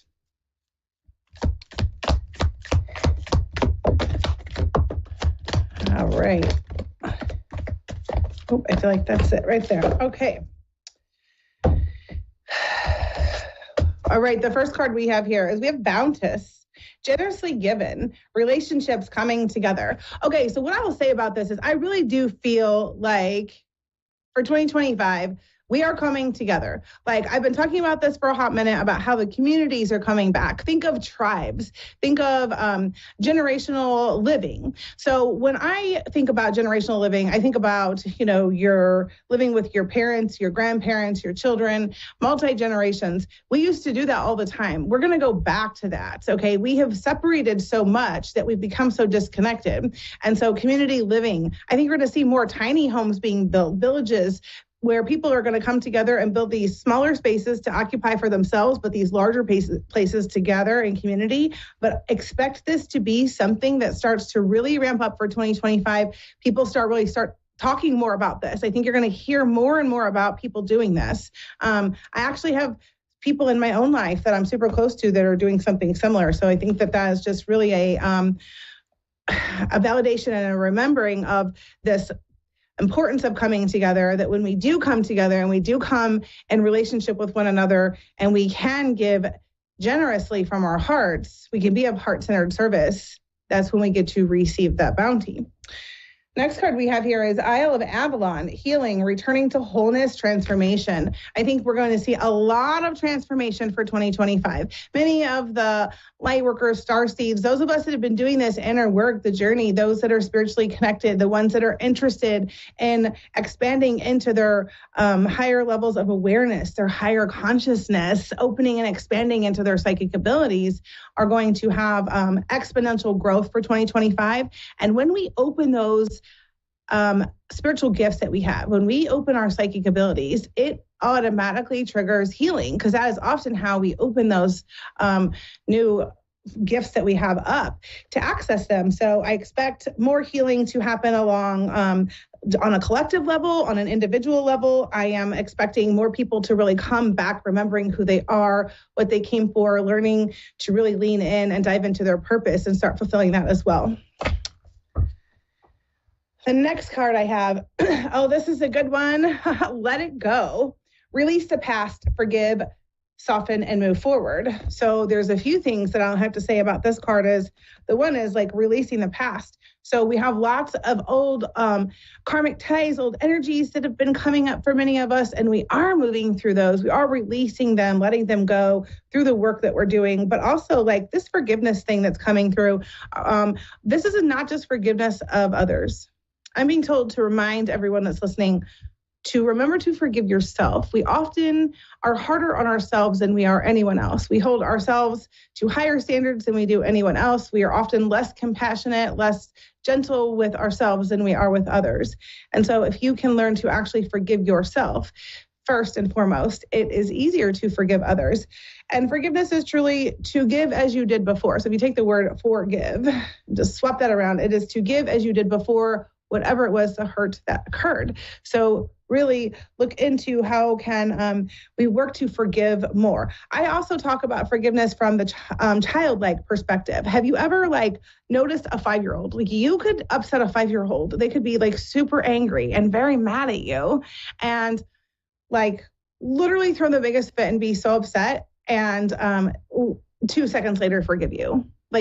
So can we start forgiving a 5-year-old? Because if we could forgive a 5-year-old, move through it quickly, we're not holding on to all of that. When we aren't forgiving, whether it's ourselves or someone else, that's just energy we're holding on to that is not serving us. That's why it's also saying release the past. So when you forgive, you're able to release that past energy that's kept you stuck, allows you to then, as it says, move forward.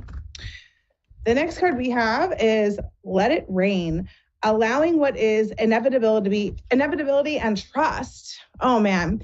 So as we move through those things, as we're able to soften, as we're able to move forward, release those things, forgive, we do have to allow the process to happen, because whatever is meant to unfold will. We have to always trust that Spirit has a plan, and that everything is unfolding in divine order through divine orchestration.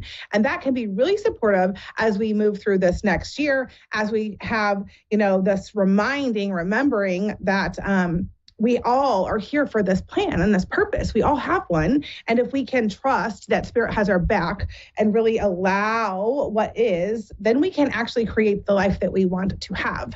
And that leads me straight into the next card, which is the absolute most perfect way to really close this piece out of the cards that I pulled. And that is the pink dolphin. And it says celebration, fun, unbridled joy, open heart. Well, when I think of this, the dolphin energy reminds me of the inner child. Your inner child is who you are at your most authentic self, because it's who you are before all of your programming and limiting beliefs were created. And so if you can let the inner child energy out through the process of allowing what's going on, trusting that Spirit has your back, be super playful as you're letting go of those things, right? The more fun that you can have, the more magic you ignite within yourself and in others. So that is what I will close out with for the year. Message to say to everyone listening for 2025 is really, how can you have more fun? In what ways can you celebrate yourself? What ways can you open your heart up to others, to yourself more, to new experiences? In what ways can you expand into your deepest desires? 2025 is calling for you to really listen to your deepest desires of your heart. We are deliberate creators. We can manifest our deepest desires, but you must allow yourself and expect the things that you want to have to show up. Because if you are constantly believing something else or that they're not possible, that's exactly what they will be. So can you, for 2025, focus on your deepest desires, the things you want to create, releasing and letting go the things that are no longer serving you, and also allowing yourself to just be in the process with your childlike wonder so that you can receive the bounty of life. That's what is available to you every day. It's available. So I think that this would be a good opportunity whenever we're ready. I can pull some more cards here in a second, but I would love to take some callers when we're ready to see what they may have in store or to say. Some messages. Second here.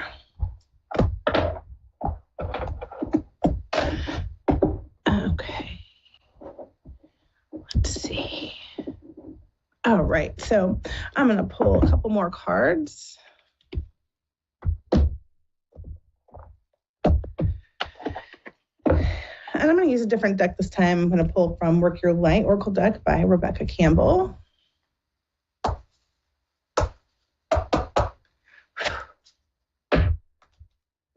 Let's see here.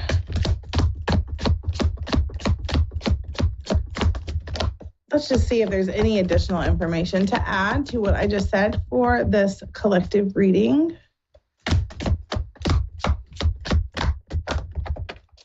Birthing a new age. Well, that's not the truth, because that's exactly what's happening right now. We have birthing a new age, dreaming a new world into being. So if you wanted to be that deliberate creator, what is the new earth, a new world that you want to live in and to experience look like?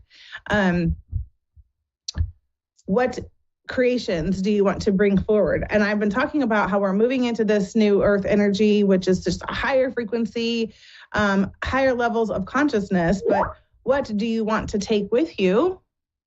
And what do you want to leave behind? Because there are things that I know many of us don't want to take with us.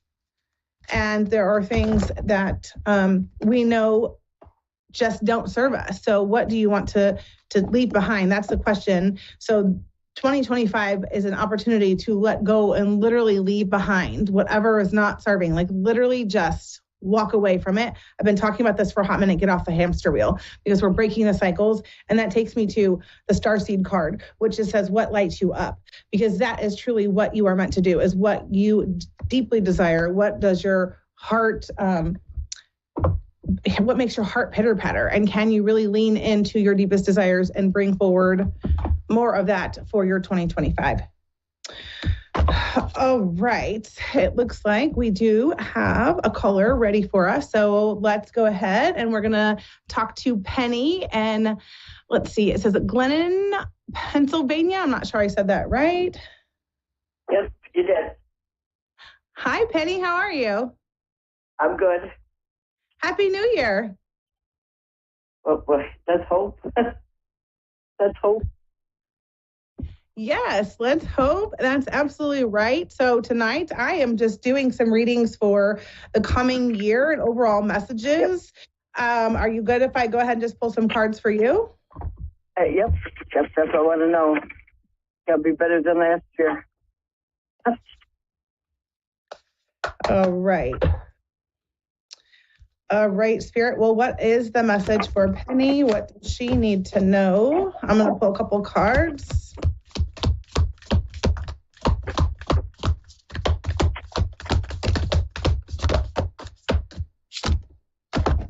All right. All right. The first card I have for you is the ripple effect, part of something bigger. Details are taken care of. This feels like more about trust. So Spirit's asking you to trust whatever experiences that you've had.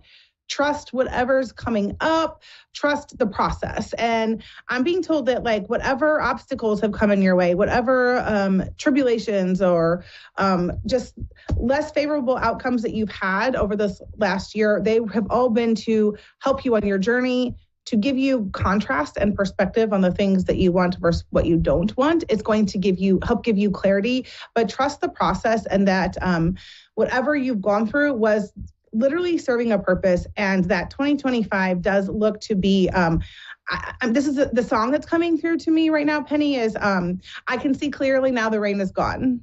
I don't know if that song means anything to you. Yep. But yep, because let me tell you, I had to work with one because he feels that, the county takes kids, and so they tried to pull some crap on me saying that I was being a using the one and and they took her.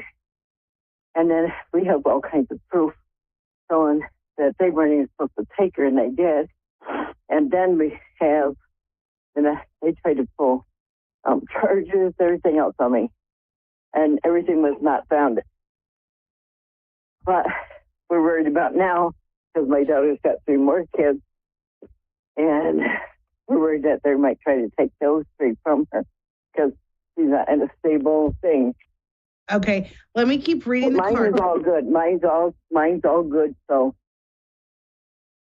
All right. So the next card you have is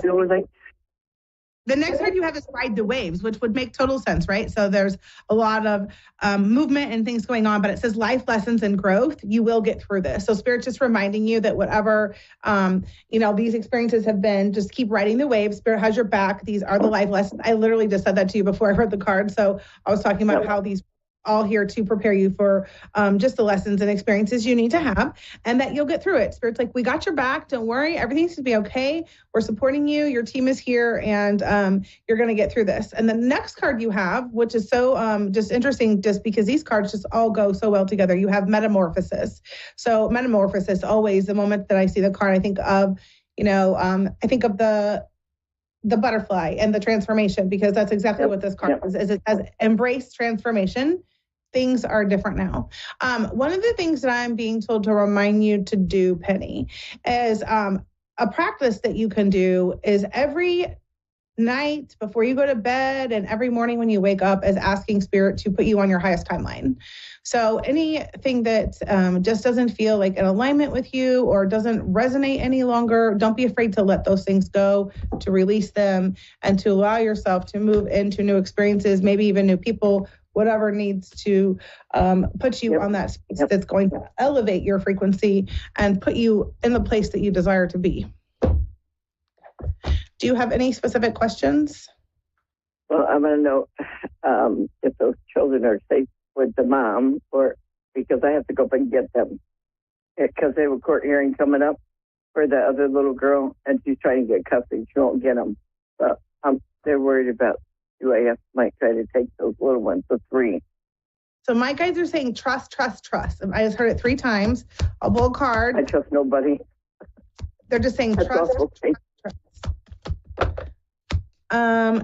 So I just pulled align your life. So what is not aligned or needs to change. So this card is just really just saying there's something coming in around you trusting your intuition about the situation and about the experience. Okay, now the best one is we're paying an outrageous amount for rent.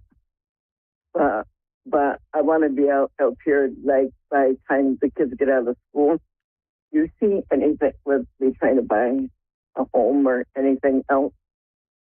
Because that's what we're trying to do. Do I see any issue with you trying to buy a home?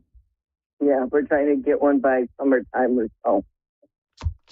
All right, let me see. We're going to start doing now. We're going to start now, but I don't wait till they get out of school.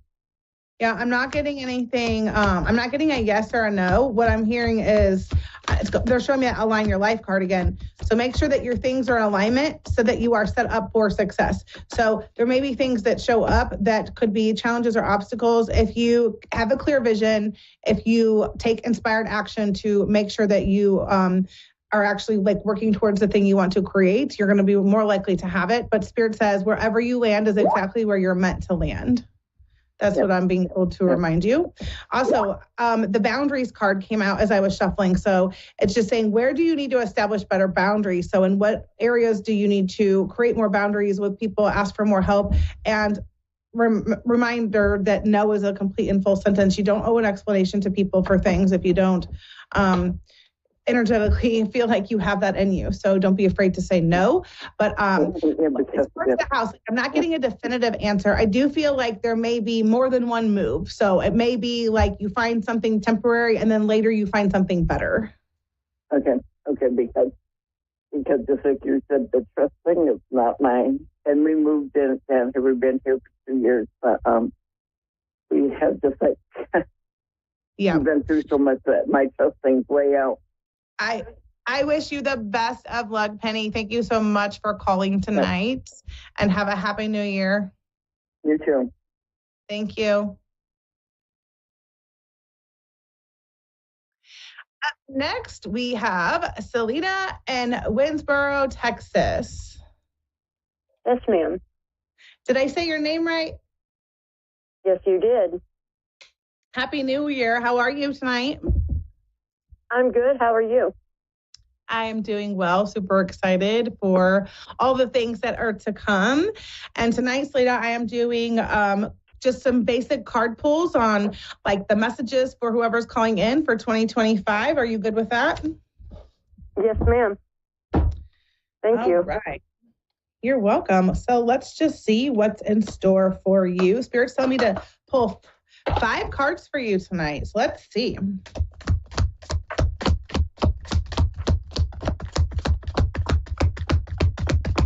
I'm just shuffling over here.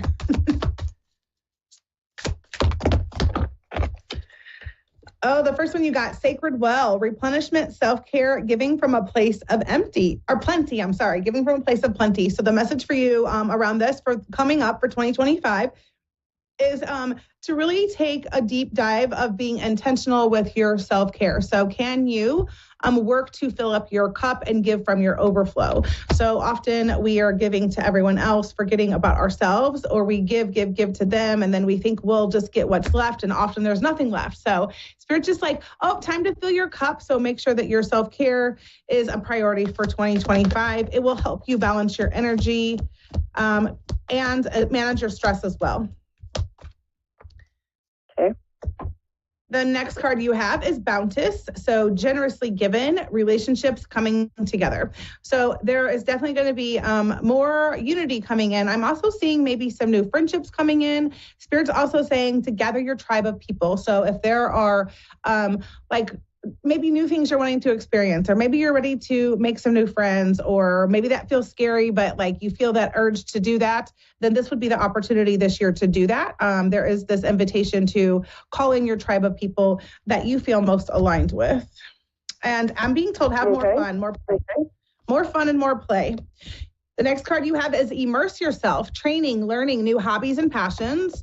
So it seems like the 2025 year really, Salida, is going to be around yourself. So immersing yourself in things that you find interest in. So if there's something you want to learn, if there's maybe you're interested in expanding your psychic abilities and you want a teacher, maybe you're interested in a yoga class or doing something that just makes your heart light up, this is your opportunity and your time to say yes to yourself and go explore what that looks like for you. Did you buy a car recently, or have you been thinking about it? Thinking about it. I'm being told it's a yes. Go for it. Okay. I just saw like a new car. Right. Interesting. Oh, you got the rainbow. This is a really, really great card on this deck and a really powerful card. So it's Sweet Relief, New Beginnings, a new way forward. So 2025, I'm seeing new doors open, new opportunities for you. So things that feel fun, things that you just feel called to, start walking through those doors of opportunity, because you're going to start really discovering what you want, what you don't want. And the only way to figure out what you really like or don't is to experience it first. So if it's a no, you'll feel it. If it's a yes, you'll feel that too.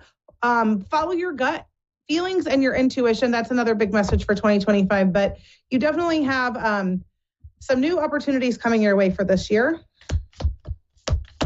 Awesome.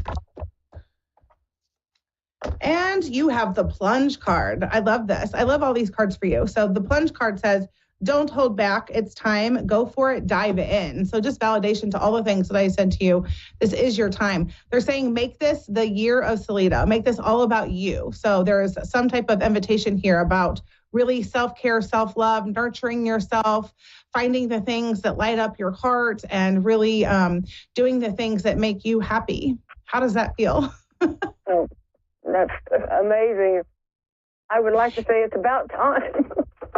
It's about time. I'm hearing that too. I'm actually hearing your guide say, like, it is about time. It is time to make this the year of Salida and go get that new car, is what they're telling me. Okay. Yes, they're just saying, do the things that light you up. So do you have any specific questions for 2025 that you would like to know? Work-wise, can you see anything about that? Career-wise, job-wise? I am seeing a shift or change somewhere around April or May. Okay. Have you been thinking about a new job? Well, I haven't lived in Winsboro all that long, and I've been having a struggle trying to find work because I'm just not from here. And this is one of those, if you're not from here, you're going to have a hard time. So it's been a struggle, but I'm thinking it's going to get better. It has to. Yeah, I'm actually hearing the old TV show. I think it's the Jeffersons. I'm moving on up. That's right. You know that old theme song from that TV show? That's what's playing. So, I do. I sure do. Does that show mean anything to you? No, my sister and I used to sing it a lot. Yeah. Okay. So something that you used to do with her. I figured it was connected to you somewhere. So I'm just hearing like there's going to be some shifts and changes. It looks like something around April or May, but be clear in what you want to call in, and also remove your limiting belief that if you're not from there, you can't find it, because you're a deliberate creator. So start creating an affirmation that says, oh, everyone is attracted to my energy and wants to hire me. Right. All right, Salida, thank you so much for calling tonight. I'm super grateful to have had you here. I wish you all the best for 2025. Happy New Year. Thank you. Thank you. Have a good night. Bye. Oh my goodness. Well, thank you guys so much. This is a wrap for tonight's episode of Welcome Your Woo. I hope that you've had fun nestling in with me this evening, and I hope that you return for more of this next week, where I will continue talking all of the things. I love doing these readings. I love having all of you here. Make sure that you come back next week. We are here every Wednesday night at 9 p.m. Central. If you would like to stay connected, you can follow me on Facebook and Instagram for daily inspiration and updates. So that's my Facebook group, Welcome Your Woo with Psychic Sarah Jane, easy to find, or you can also find me at sarahjanepatton.com. All right, you guys, as always, remember to stay open, trust the journey, and welcome your woo. I'll see you next week.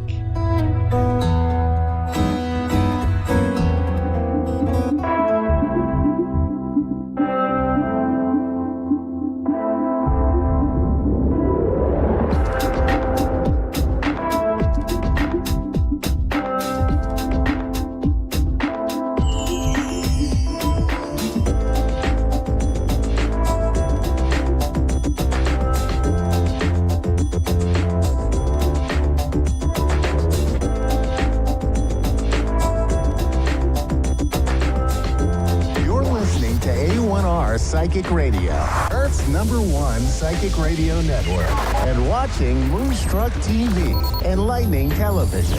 Welcome. Time for Soul Star Connections with Azrael. Live from Azrael.love. Connect direct. In North America, dial 888-454-2751. In London, 20-3519-2158. In Sydney, dial 02-8488-3147. Or online, contact us through our Facebook page, facebook.com/psychic radio. Or one of our websites, askoneradio.com or moonstruck.tv. This is Soul Star Connection on A1R, the Ask One Radio Network. Hello, everybody, and Happy New Year. I hope you're having a beautiful, beautiful day. And I hope your holiday season has not been too overwhelming or crazy, but instead filled with time with some filled with some time for introspection, surrender, and lots of joy. And I know that's not always the case, right? Mine was very busy and full and beautiful and chaotic. So a mix of a lot of things. And these last couple of days, it's been nice to just sort of sink in a little bit and allow it to process. I'm Azrael, and I'm coming to you live from Nashville, Tennessee. And I'm really excited to be here on this potent day, this day of like the ending of the year, and stepping into space for what will 2025 bring. And so I wanted to start today with a guided meditation, probably be anywhere between 5 and 10 minutes, where we really sort of settle in and plant the seeds of our intentions, right? Not our resolutions, not what we need to do or let go of, but what would we like to see blossom, and what would we like to open to into the realm of possibilities in our life this year. I also wanted you all to know that next Wednesday at 4 p.m. Central Time, that's 5 Eastern and 1 or 2 Pacific time, I'm offering a gathering of light. You can find it on my Facebook page, Azrael.love. So it's facebook.com/Azrael.love. And it's a beautiful opportunity to go on a deep journey into the energy and flow and magic of life. It's sort of like a shamanic meditation and gathering where we do some cool and deep visualization and work. So I'd love for you to join me the first Wednesday of every month at that same time. So let's settle in. Let's settle in together. I will be taking at least one call after this. But for now, I'd really like to open into a state and place of grace. So I'm going to invite you to just close your eyes. And if you're driving, don't close your eyes, but take a deep breath. And invite yourself to let go. And one of the ways that we can do this is by really grounding into our bones. And so maybe just noticing the places where your sit bones touch the earth. Noticing the place where your body is touching something solid. And bringing your awareness to these places. Sometimes like to drop an imaginary grounding cord down from my sacrum all the way down to the center of the earth. Asking the earth to receive what is no longer needed for me in my path this time.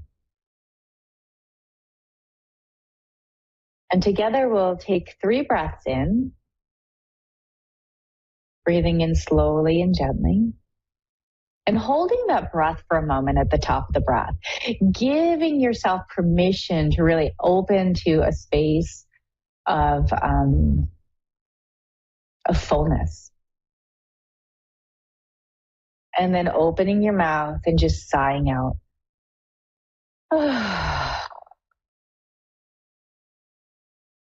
We'll do this 2 more times at our own pace, knowing that with the inhale, I'm going to invite you this time to really collect and to draw in all and everything that is no longer serving you.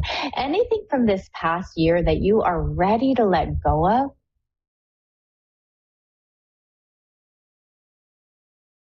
And then as you let it marinate for a moment on that, before we exhale, just let it really come into the breath.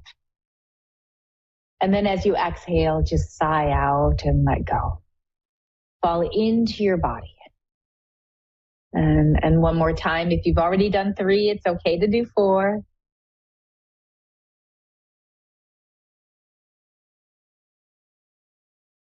Feels like the past couple of years have been filled with so much change and yet so much stagnancy. And so what can we let go of to make space for the movement that I really believe is going to start to come in 2025?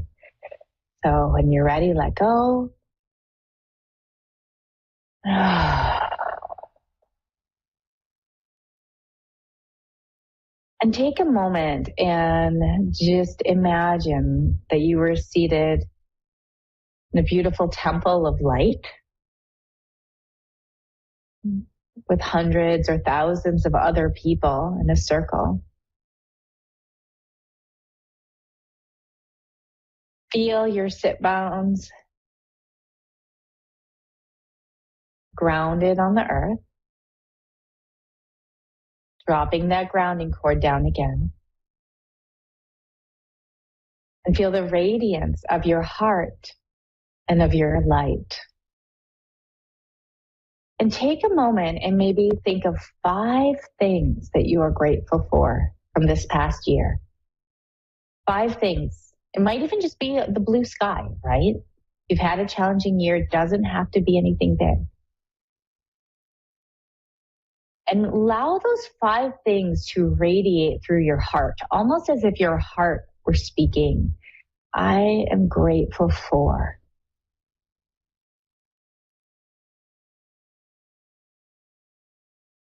And know that as we each do this together in this circle of light, we are creating a beam and a wave of gratitude that can move out into the entire universal field, into the world and beyond.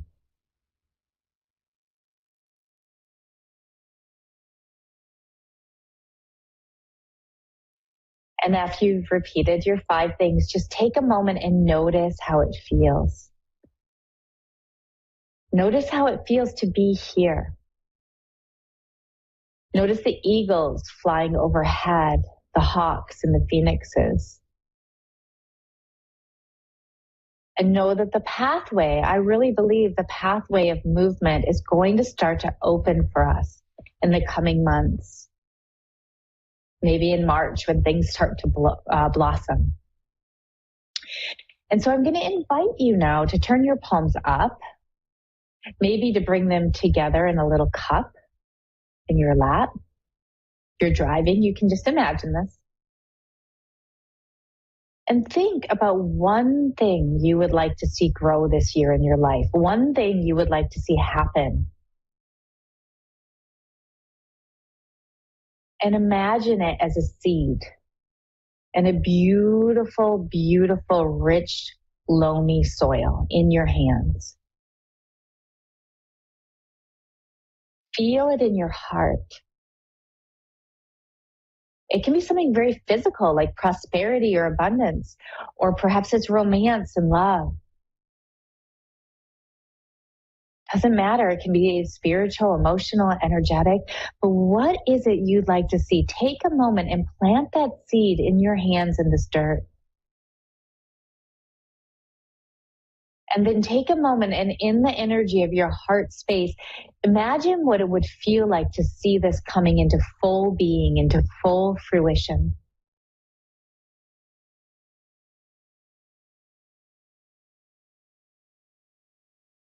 Feel the radiance, feel the joy, feel the peace, feel the stability, and feel the truth of it.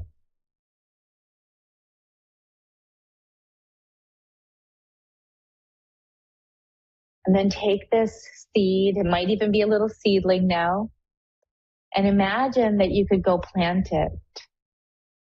Maybe in the center of this circle of this temple of light. Maybe it's someplace else. Pat down the soil around it, maybe water it. It might already be growing. Mine's gotten quite big. And then take a moment and as you place your hands down, just imagine the blossoming of this dream. See this flower of your intention coming into life. Notice the other flowers of the others doing this meditation right now. And this beautiful garden that is just coming into bloom.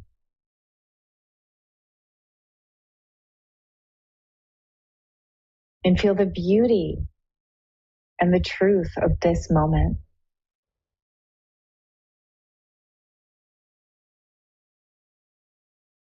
And so I invite you to stay seated with this for as long as you can. And you can come back and tend to this plant or seed at any time. Or you can just let it go and trust the universe has it. This moment, this space, this place. Opening and dreaming in all we would like to see be in the world. And so from here, I will say goodbye to the meditation and hello to my first caller. It might be just one caller today. We'll see how the flow goes. And this is Gina from Cape May, New Jersey. So I'm really looking forward to sharing with you. And thank you all who shared with me in that beautiful moment right now.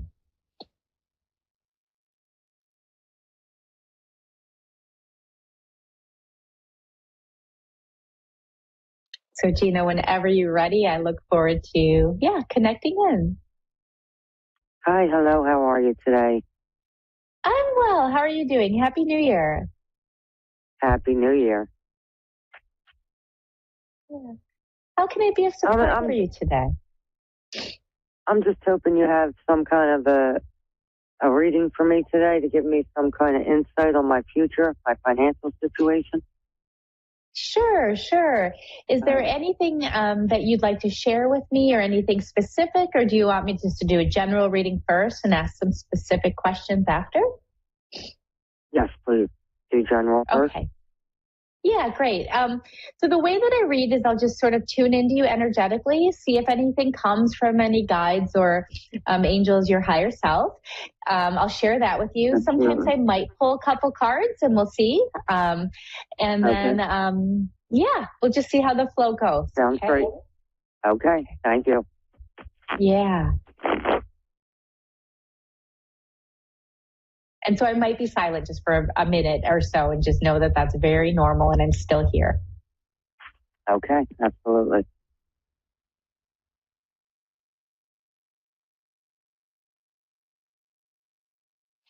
So what I'm feeling and sensing into is, like many of us these days, there's been a lot of perhaps stagnancy and even more uncertainty about the financial things or about the direction and the flow, both of your life and where you want to be actually working and moving that energy to make the money. And then also just in that general flow and income, and in that sense of things, and that things have been sort of held up and sort of hard. And there's something about what you've been doing in your work or in your job where it feels a little bit like just not in alignment, right? A little bit of the word that comes is drudgery, and a sense of like wanting to move out of it and wanting to break free from it, right? And also just in general, like wanting to break free from some of the stress that's been there, because things have been harder and heavier. And it's interesting because right now you're still sort of in it. As are many people, as I've been seeing a lot the past couple of years. But as I started to share the reading and open into the reading, I actually see an opening coming for you quite soon. When I first checked in, I'm like, oh, like things feel like they're going to be held back and maybe take some time. But it's like sort of like the costume or the energy of these times is shifting, and you're going to be able to step out of it. I want to say there's going to be perhaps even a new opportunity coming for you, or there's something you've already started to put some energy in that hasn't like gotten you any prosperity or any money yet, but that it will open up for you. And there's going to be a potential to leave behind or to do less of what you don't enjoy and of what's serving you. Let me just pause again. And there's the one thing that comes is there's something up right now that feels a little bit scary for you. And again, it could just be the way that things have been for you in your work or just with the financial piece. But it's sort of like you're scared to like let go of something or to move forward or to leave it behind. And it is something where if there's a new opportunity or that energy that you're putting forward into a newer space, a newer flow, that there is going to be energy there for you, not just in happiness and joy, but also in the energy of prosperity. I don't see it as necessarily a new job. I see it more as something that's going to come to you where you're going to be working in a more autonomous sense or for yourself a little bit more. It could be a side job, or something, right, that you're like, oh, I would really enjoy this. I'm going to open to this, and there being flow. It's also something you're going to have to like move out of your comfort zone. And I don't want to say like move out of your town. It's not like you have to move, but you might have to go a little bit further afield. So it could be working, I don't think on the internet. I see it as something that you're going to be doing in a more physical person, but that you're going to be like not within like 5 or 10 minutes of where you live. Like you're also going to be traveling a little bit further afield. So within even 30 minutes to an hour, some different opportunities that might happen for you that way. I'm going to just pick a couple cards and see if I get any other clarity. Any questions so far? Yes. Do you see a new job coming or me getting my old job back? I don't think you're going to get your old job back necessarily. It's about moving forward into something different. But something is coming. I really feel that. And by different, it might even be the similar kind of job you've been working in, but it's going to be within a different company or a different role within the company or different space. It's something that, okay, and as you say, as this is sort of what I was seeing, it's something that you have to look for. So it's not about like frantically searching or frantically opening into something else, but it's like there's a proactivity. And I think that's what I'm seeing when I see you like take off your costume and I see you like going further afield. It's like stepping out of your box and comfort zone and like really looking for like, what would excite me, and moving from a space of like, that might be interesting, even though I don't know that I have the right skill set for that, if that makes sense. Okay. And I don't think you're going to get your old job back, because I would say, because if you do get your old job back, it's going to be in a different capacity. It's not going to be the same job. But as I tune into that, I feel like it's going to be something brand new. It's something what? So it's going to be something brand new. Like it'll be something new for you. Okay. And so I'm pulling the cards. And yeah, so I do see, I'm just pulling a couple. And the first one I got is the Two of Pentacles, and the Two of Pentacles in reverse, which is like, it's like having to stop like going back and forth. There is going to be a clear path opening up, and there is going to be something new. We do get the Fool as well. And the Fool is like a new adventure, right? It's like moving forward. And it's not just a Fool in the sense like, oh, I'm fresh, I'm open, I'm moving forward in this space and I don't have to worry. You're actually carrying somewhat of I don't want to say of a burden, right? But things have been hard. And so it is like sort of like you're paying attention, you're hyper vigilant, but there is going to be some energy and movement. And then it's funny because I got another major arcana, which is the Hanged Man. And it's sort of saying like, trust in the process, like things, it's like, I don't think you're going to have to wait. I want to say by March, right? I see something opening up for you for March, and you might say, oh my God, that's 3 months away. How am I going to pay my bills? You're going to be supported. There's going to be enough for you till the time you get the job, but it's also trusting. Oh, this is a beautiful card. Sorry. It's also trusting and just being patient. It's like trusting and really opening into what is it that you want to do. And then the last card I pulled is the Sun card. And the Sun card is all about good fortune, love.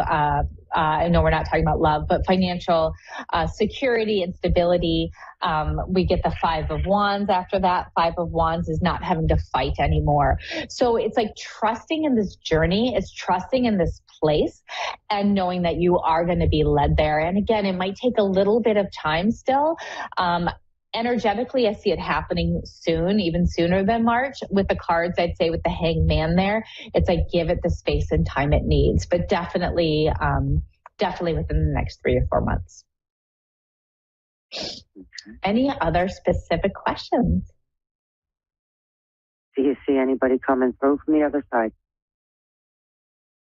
I'm just going to pause. I did when you first started talking. Let me just see if they're still there.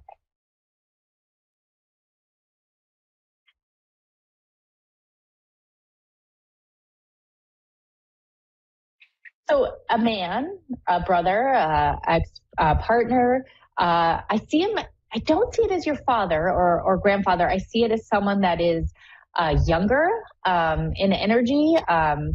Okay, and I do have another caller, so I'm gonna just say this, but it's a very loving energy. It's a very playful energy, and it's a very sort of fun energy. And like I said, like a brother, ex-partner that might have passed, a friend that might have passed, and he's sort of like, well, just wanting you to know that they're there and that they're thinking of you. He's sort of like gruff, but also playful, and just really wanting you, I guess, to know you're there. And they're sort of like, they're not like saying don't be so serious, but they're also just wanting you to like, just relax a little bit. Like they're like, you don't have to carry the load. That's what they're saying. You don't have to carry as much as the load as you want to. So I'm going to end in this moment now, Gina. And I would just want to say thank you. And I wish you the best of luck. And I would just plant that seed for the right job in the right space and know that it will open up for you. And I wish you the most happy New Year. Okay? Thank you so much. You also. Happy New Year. I will. So much love. And I have time for one quick caller with Sheila in Dartmouth, Nova Scotia, Canada. We've got about 6 minutes, so I will try not to be too chatty. Happy New Year, Sheila. Sheila, how are you? I'm fine, thank you. Happy New Year to you too. Yeah, I used to live in British Columbia, so I lived there for like 30 years. So I'm a Canadian too. So how can I support you today? Yeah. Do you have any messages from my dad? It was just his birthday on the 23rd. Oh. So first of all, just your dad right now. It's funny, and you said it was his birthday, but I see him like there with his birthday cake, right? And just beaming so much love, right? I see so much love, so much beauty. Just he's radiating, unconditional love to you and to all who loved him and holding that vibration. Let me just see. Is your mother still on this plane or has she passed? She's here still, yes. Yeah, so he's sort of saying, take care of your mother. She needs a little bit of extra tenderness right now and a little bit of extra connection. And he's giving me something that's red, maybe like a red rose or something like that, or a dahlia maybe, but something he's like just saying, if he could, he'd give it to you to give to her. A red shawl, a red scarf. The color red's really coming in. And he's just like, he's got a message for her, for you to give to her. And just that he has, he's asking you to give his tenderness and his love to her, and knowing that she's just needing a little bit of extra energy and extra attention right now. And if you could give her that, or do that if that feels within your comfort zone, that would be really, really helpful. And let me just see.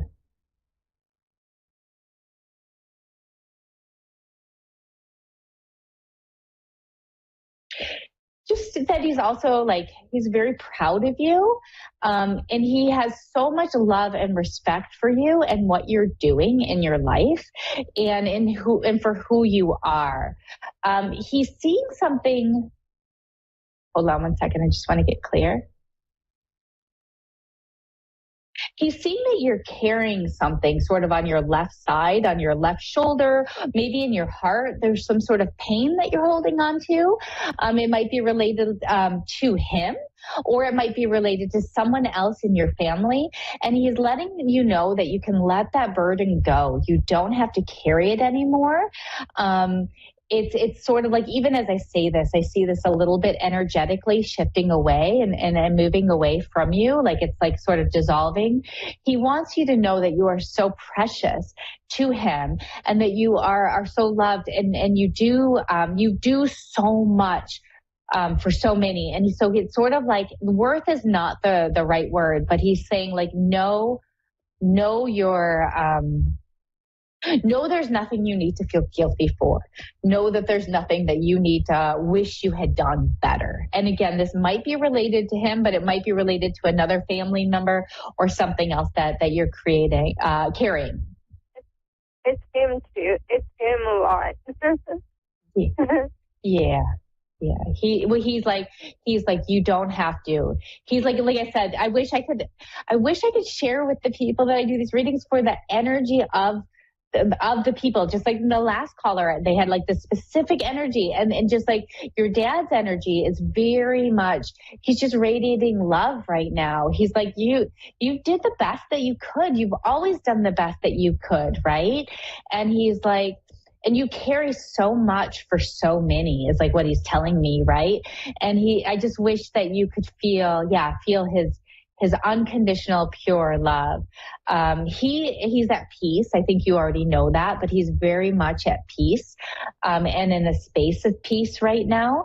And know that like he's exactly where he needs to be. He does say like he doesn't, it's his soul, but his human parts, right? Like that, his human energy mind would be like, wishing he could be with you all, right? Especially at this time of year.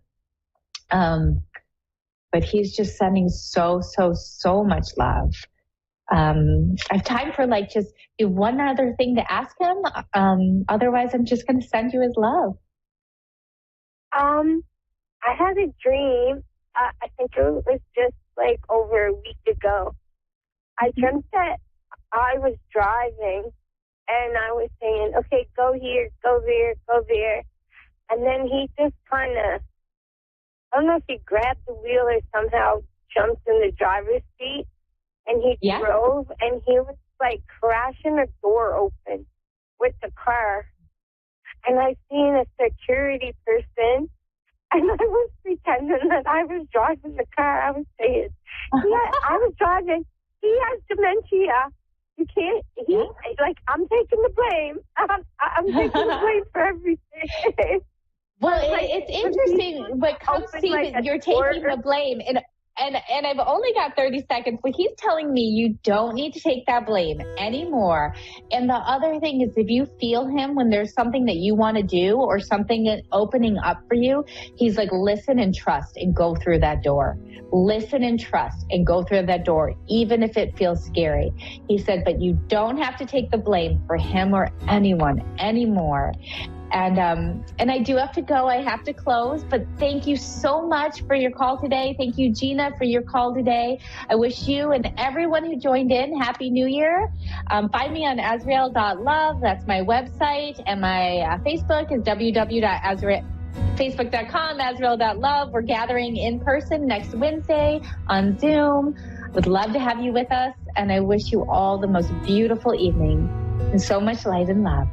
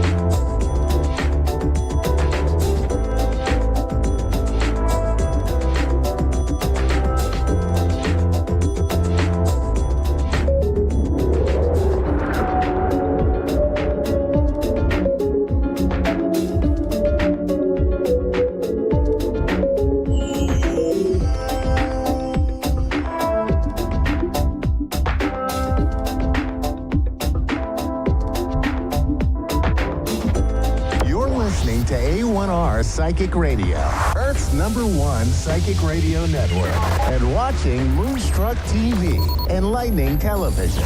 Welcome. And now, Reverend Elliot's Magical Window with Reverend Elliot. Live from magic-works.com. Connect direct. In North America, dial 888-454-2751. In London, 20-3519-2158. In Sydney, dial 02-8488-3147. Or online, contact us through our Facebook page, facebook.com/psychic radio. Or one of our websites, askoneradio.com or moonstruck.tv. This is Reverend Elliot's Magical Window on A1R, the Ask One Radio Network.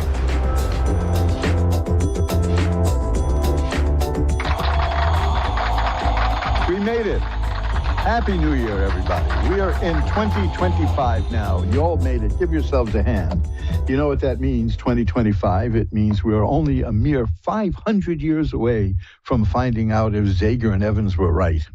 And I can't tell if that's obscure or recondite or recondite. They tell me there's a difference between the meaning of recondite and recondite, but I have no idea. I'm not that pedantic.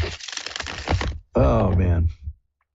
So there we go. We got 500 years to go until Zager and Evans say, "I told you so."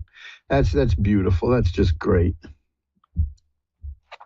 Well, anyway, here we are, fellow seekers of truth, wisdom, and light. We're on New Year's Day. It's New Year's Day here, and I'm just a few blocks from Times Square, where, gosh, the lightning and thunder last night was horrific. They say that lightning hit the Capitol building in D.C., and they're taking that as a warning. But, hey, who knows? The lightning and thunder last night, I still don't buy this idea that between 42nd and 46th Street on Broadway, there's 1 million people. I just don't buy that at all. I mean, I live in this town. I can't see 1 million people being there at one time. But, they sure got drenched. And that was a beautiful storm we had last night. But here we are. We made it. We're in the new year, and we're doing show number 356, I believe this is. Wow, that's quite a few shows. But we get together every Wednesday night to look through the tarot and see what the cards say about the future. And yes, believe it or not, there is a future. I know that we just spent 2 years being told that there is no future, that everything is circling the drain. But no, there's a future. I mean, there's always a future. I'm not big on the future, by the way. That to me, that's the sign of a con artist, is when somebody starts babbling about what the future is going to be like, what we're going to do for you in the future. There is no future, there's now. And what we look at with tarot is we're not really looking into the future. We're looking to see what now looks like a little while from now. Now, that sounds like cheating, but it's not the same thing as predicting the future. For instance, there's certain things that really shouldn't be asked of the tarot cards because they don't really work when you do that. For instance, should I quit my job and put all my money on that one stock? Now, you know what the answer to that is. Let's face it. But what you really want to do is not ask the cards, should I do this or should I do that? Because as Richard Alpert used to say, he's tired of people shooting all over me. This is how it said, stop shooting all over me, which is, it's a beautiful idea. Just to stop it, I mean. You ask the cards, if I do that, what would it look like? Then you get information. You get some information. You don't want to ask the cards to substitute their judgment for yours. My throat is still a little raw, by the way. I'm just, it's this lingering cold I've had. It's going away. My nose is no longer like a leaky faucet, but my throat is still a bit scratchy. We'll get through that. Let me see what I can do here. Let's see if we can we make the tones dulcet and round and pear-shaped. You see, I'm getting slap happy. I've been doing this too long, right? I'm getting dizzy about it. Oh, man. So anyway, this is, it's been a good year for me so far. I slept most of it away. I was up until maybe about 7 a.m.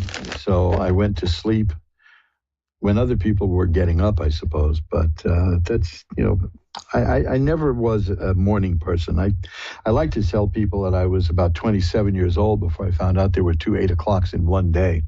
And that's barely an exaggeration. Mornings don't agree with me.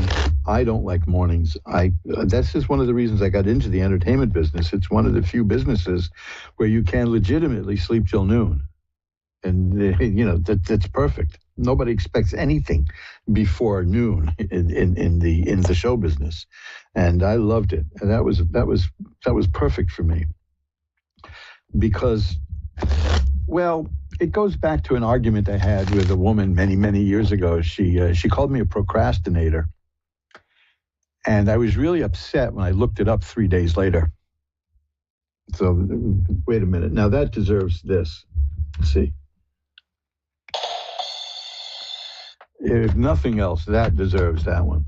There's a long way to go for a cheap joke, right? But anyway, we're shuffling up the cards here. Everything is set. I'm using the Hanson Roberts Tarot. You may dig down and get a few more tarot decks out of my drawer here. I had some wonderful tarot decks that were very rare, and over the years I sold them. Not because I'm crazy about the money. But the money, a couple of those decks went for $400 or $500. It's just, I don't like the idea of them just sitting there in a drawer. I mean, I felt that they were just wasted there, and somebody would appreciate them. And I suppose if somebody's going to spend $400 on a deck of tarot cards, I hope they appreciate them. I guess it means they do. But I certainly don't like doing that. So I have a few decks that I use regularly. And this is the one I like to read with. I like to read with this because it's a little small. Look up the A1R tarot, A-T-O-R. It's very cute tarot. That's a good one, too. It's a little larger than this. But you see, tarot reading and tarot collecting are two different things. I've known people who collect tarot cards who don't know a thing about reading them, nor do they care to. They just like them as works of art.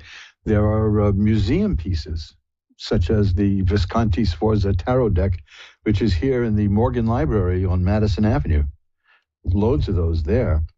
That's a beautiful deck also. I've got a reproduction of that, which I don't read with because I just like looking at it. That's a little of my own theory about it. So it's nothing special.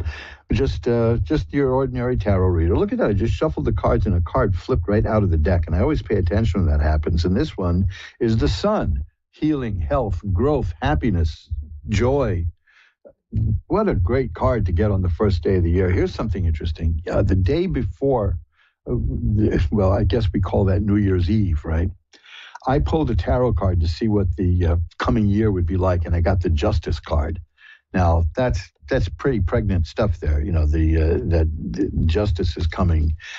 Things are going to be balanced out. The scales will balance. Fine. So I did it again today. I shuffled up the cards, and I reached for another card, and I got the same card, Justice. I got it 2 days in a row. So this might be the year that things take shape in terms of justice, because things have been a little out of hand. Like I said, I've said repeatedly on this show, I don't like to get into political stuff here because it's ephemeral. These are not, political realities are important sometimes on a day-to-day basis, but they're not the important things in life. They come and go. There are greater things in life that we deal with, and the tarot is part of that. This is like the mistake that a lot of people make when they do this when around election time. They start every 4 years for the presidential election. They start babbling about the Supreme Court this, and you must do this or do that for the Supreme Court. Well, I think we found out in the last few years that the Supreme Court is not as important in our lives as the agencies in the government that nobody elects. So I'm not particularly interested in the political side of these things because they come and go and everybody promises to fix it. And does it ever get fixed? No, it's just got to deal with it the way it is. It's not worth wasting time over. But there are people who spend their entire lives immersed in this as if it's truly that important. And they generally tend to be maniacs. You know who I'm talking about. You know exactly the kind of people I mean. It's the kind of people who think that if you don't agree with them, that you should be cut out of their lives, which is a silly thing to do. We spend so much time being distracted and angry about things that we can't do anything about, when the things that we can do something about are sitting right in front of us and being neglected by many of us. It's just not worth it. So I get into the deeper things here. I'm not going to talk about vote for this person or vote for that person, because let's face it, we've been voting this way and then that way for 100 years, and the result is where we are now. So I look for a better way. Now, speaking of a better way, because I know some of you are interested. I mean, many people are here just to, we turn on a light switch, but we don't want to know how it works because it doesn't matter as long as the light goes on. And that's how tarot is with a lot of people. They don't want to get into the deeper aspects of it. They just want it there so that somebody like me or another reader can come in and answer their questions. And that's legitimate. That's fine. You don't have to get a degree in tarotology in order to say, is this guy going to dump me? You know, that kind of stuff. You don't need that. So I really don't. I don't think that it's worth getting too deep into things. But for some of you who are here because you are interested seriously in the esoteric, occult, spiritual side of things, you can't do much better if you really want to learn, than the 10 Lost Books of the Prophets, which was a set of books that was around from the 1930s to the 1950s, little teeny books too. And it was up to one person, one brave, intrepid person, meaning me, to restore a 1930s set and print them in a larger size, 7.5 by 7.5, in 10 individual books, which nobody has done since the 50s. And I've done it in paperback and hardcover. And I'm telling you this now because these 10 books are a wonderful compendium of occult lore.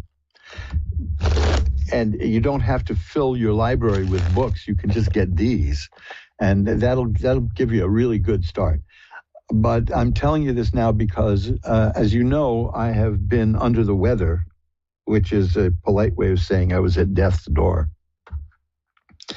But they're hauling me back, not necessarily against my will. You know, I'm happy they're doing this, but the medical people are patching me up and putting me together again, and I'm getting things back on the road. And this is all by way of telling you that the 10 Lost Books of the Prophets are back at Amazon. You could always get them by contacting me directly, or by sometimes I put them up at eBay. The printing plant is there too, where you can buy them for a little less money, and you can buy them individually. You can buy them at your own speed.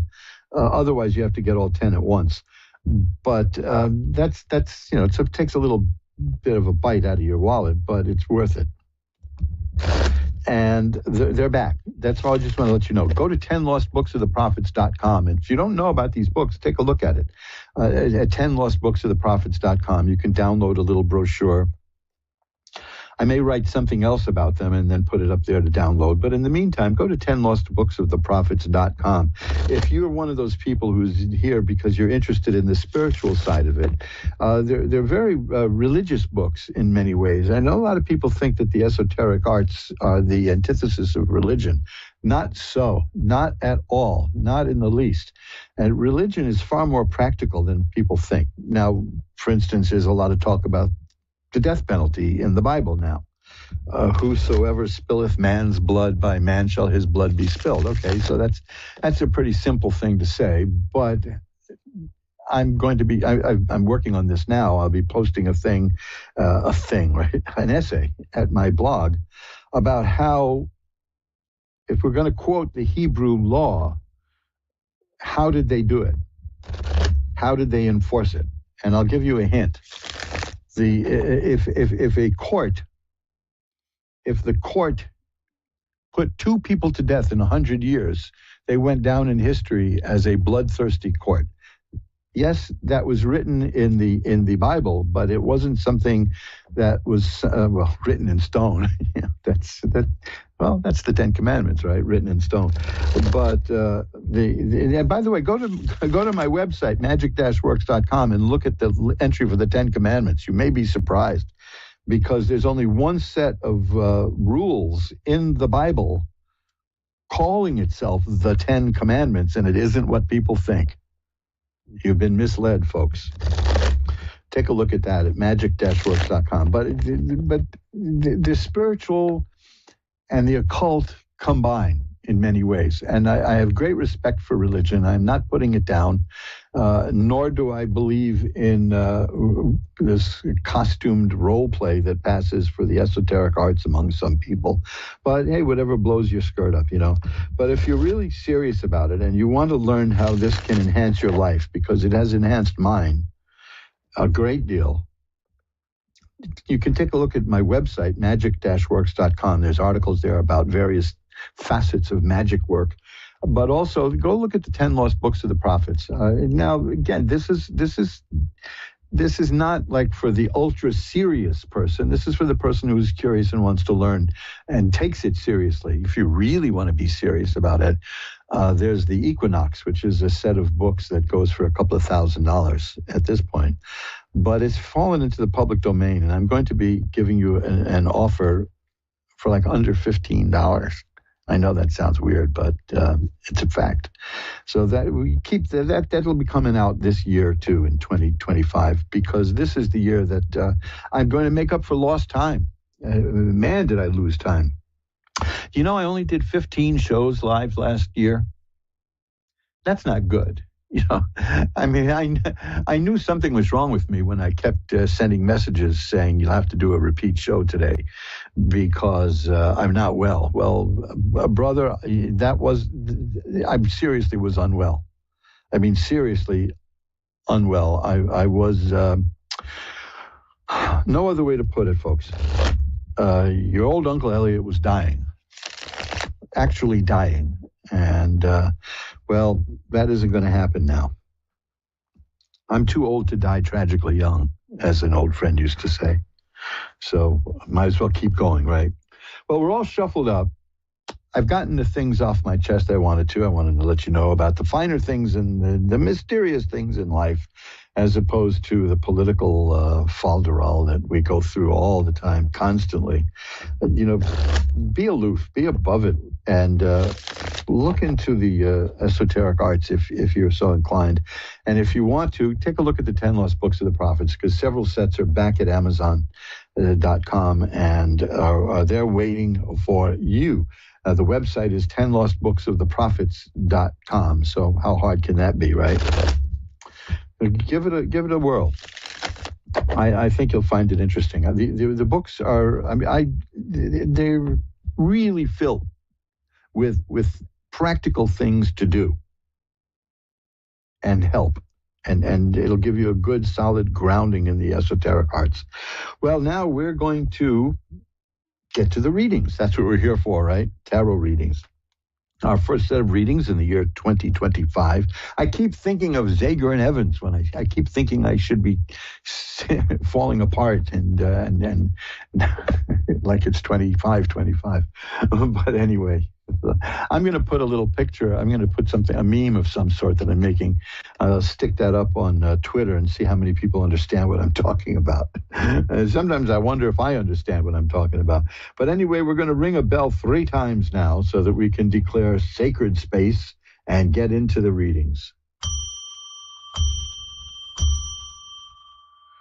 And now we're going to pull the curtain back on the magical window and traverse the continent and go to the glorious West Coast, San Diego, California, for Audrey. Hi, Audrey. You're on with Reverend Elliot. Hello, this is Audrey. Hi, how are you tonight? I'm fine, thank you. Well, maybe we can make that a little better. What can I look at for you? Just in general, if you could just Tell me what I need to know for the year to come. Okay, well, these are some good things here. These are very good. First of all, I should tell you that the Fool is the card here that is the operative card. One of the cards I got for you out of the 6 cards I pulled is the Fool. That doesn't mean you're a fool. The Fool card represents the beloved of God. If there was anything negative in this reading, that the presence of that card would eliminate that. This is a person who has great spiritual protection, and that's you. The first card I have for you is the Star, which is a card of hopefulness, and that's good. It's telling me that you have high hopes for this year, and you should, because it's going to be a good year. The Ace of Swords is here. That indicates that you'll be developing a new way of looking at things, a new way of thinking. Your mind is growing and changing. Along with that is the Page of Cups, which means that something tangible is changing and happening in your life in terms of emotion and romance and just overall emotion and feeling, which is good. Intellectually and emotionally, things are growing for you. It doesn't get any better than that, does it? Yeah, that does sound like a good card. Yeah, it's working with the Knight of Swords is here also, which is the beginnings of the Knight refers to this gets esoteric. The first letter of the Tetragrammaton, the divine unspeakable name of God, and that's the Yod energy, which is formation. The Knight of Swords shows to me, along with the Ace of Swords, that you're forming a whole new way of thinking and seeing the world. Now, when that happens, the first sign that it's happening is you're going to start losing friends, because they're going to look at you and say, you're not the same anymore, as if that's a bad thing, which, maybe it is sometimes, but in this case, it isn't. The Two of Rods is here also. Now, that means that you're waiting for something to happen in terms of career, work, happy things, but because something is on the way. And that is the natural outgrowth of your changing emotionally and intellectually. You're going to see new job opportunities, new work, creative opportunities, and you'll monetize that. You'll do well. The Page of Rods is here. See, these are all the pages, and the aces are beginnings. And what could be better for a person on January 1st than to get cards of a beginning, right? Yeah. So I see seriously good things coming your way in terms of your mental life, your emotional life, your work life. Everything is going to come into play this year.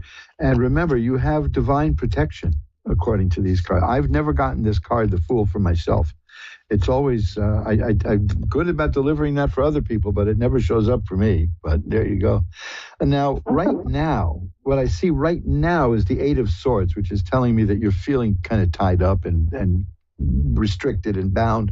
But I'm telling you that's not going to last. That just won't last. You have too many beginnings here in terms of thought and emotion. You're growing, and it's going to be really good.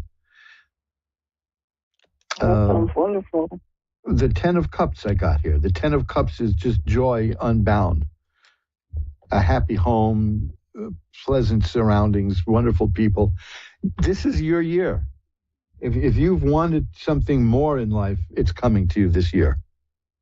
Here, the Temperance card is here. This is another major card. That means that life is going to get balanced again. It was kind of out of balance for you, but balance will be restored. This is a great, this is, for New Year's, this is a beautiful, when this gets into the archive, when this show is at the Ask One Radio archives, certainly be there by tomorrow if it's not there later tonight. Just listen to this reading again and download the show. You can just hit a button and do that. Okay. And because this is a dynamite reading, and the problem is with these things is that people tend to forget. There's a wonderful old radio show called Shandu the Magician, which was made into a kind of stiff but interesting movie with Bela Lugosi as the bad guy. So how bad could it be, right? But in the radio show, the magician, using his occult powers, they're being attacked this is how radio was. They could do anything. It was just radio, just guys with a microphone. They're in the desert, and there's a fleet of horse-riding, deranged Arabs with swords coming to kill them. And using his magical powers, he freezes them and stops them and saves everybody's life. And they say, that's simply wonderful that you did that. And the magician turns to the person who's thanking him and saying, by tomorrow, they'll convince themselves that it never happened. And that's how it goes. I've seen this over and over again, see these great readings for people. And then by the next day, they just, I don't know. I don't buy that. But please, no, I'm telling you, here's the judgment card. You got these strong cards. These are all major cards. That's about rebirth. This is all these cards are pointing to the direction of a new Audrey is coming for 2025, and it's going to be dynamite. You're going to live the dream that you've been waiting for, and you've worked hard for it, and you've seen it, right? You visualized how you'd like life to be, haven't you? Yes, I have. Well, you're going to get it. That's what these cards are showing. You're definitely going to get it. Now here's the Empress card. That's another major card. Listen, when you play this back at the Ask One Radio archives, askoneradio.com. Keep in mind how many major cards you're getting, because that means these are very important forces in your life. It's worth spending a little extra time on this reading with you because of that. I just have the High Priestess, which says that you're a person of great spiritual power. I have the Six of Rods, which is a card of triumph, not just success, mind you. Anybody can have success, but triumph, you see. There you go. This is great. I would love to have, I'd love those cards to be mine one day, but they're yours. And thank you. This is going to be your year. Keep in touch with me. You can always email me through Ask One Radio or magic-works.com, or I'm very easy to get hold of. Just Google Reverend Elliott's Magical Window, and let me know how things are going. I'd love to hear how it's going. One last card for you is the Nine of Cups. That's about great comfort and enjoyment. So you're entering a renaissance, a new you, a rebirth. Okay? Yes, I will keep in touch with you. Thanks so much for the beautiful reading. It does sound very wonderful to come. Well, these are your cards, so yes, I know. You've earned it. Thanks a lot for brightening my day with I'm getting like what the hippies used to call a contact high, right? I'm feeling the joy from this reading in my own bones right now. So I think it's just wonderful. Yes. Best of luck. Thank you. Happy New Year. Thank you so much. Thank you. Happy New Year. Thank you. Bye-bye now. Wow, what a reading. Now, you see, when there's a preponderance, there's only 22 major cards in the deck, and when there's a preponderance of major cards in a reading, that means you're dealing with really strong forces. And that's, that's worth getting into. Speaking of getting into something, if you go to magic-works.com, and you can find a page there about how I got started in tarot. And the person who introduced me to tarot was a fascinating person. He is, to this day, he is listed in the Internet Broadway database with the only person in the whole of Broadway theater to have this credit. The only one. I mean, you can be Marlon Brando, you can be Tennessee Williams, you can be Florence Ziegfeld, anyone. But only this guy named Earl Scott has this credit. You look up Earl Scott in the Internet Broadway database and see what he's got. It's astonishing. And back in 1970, he read cards for me, and that was always in the back of my mind.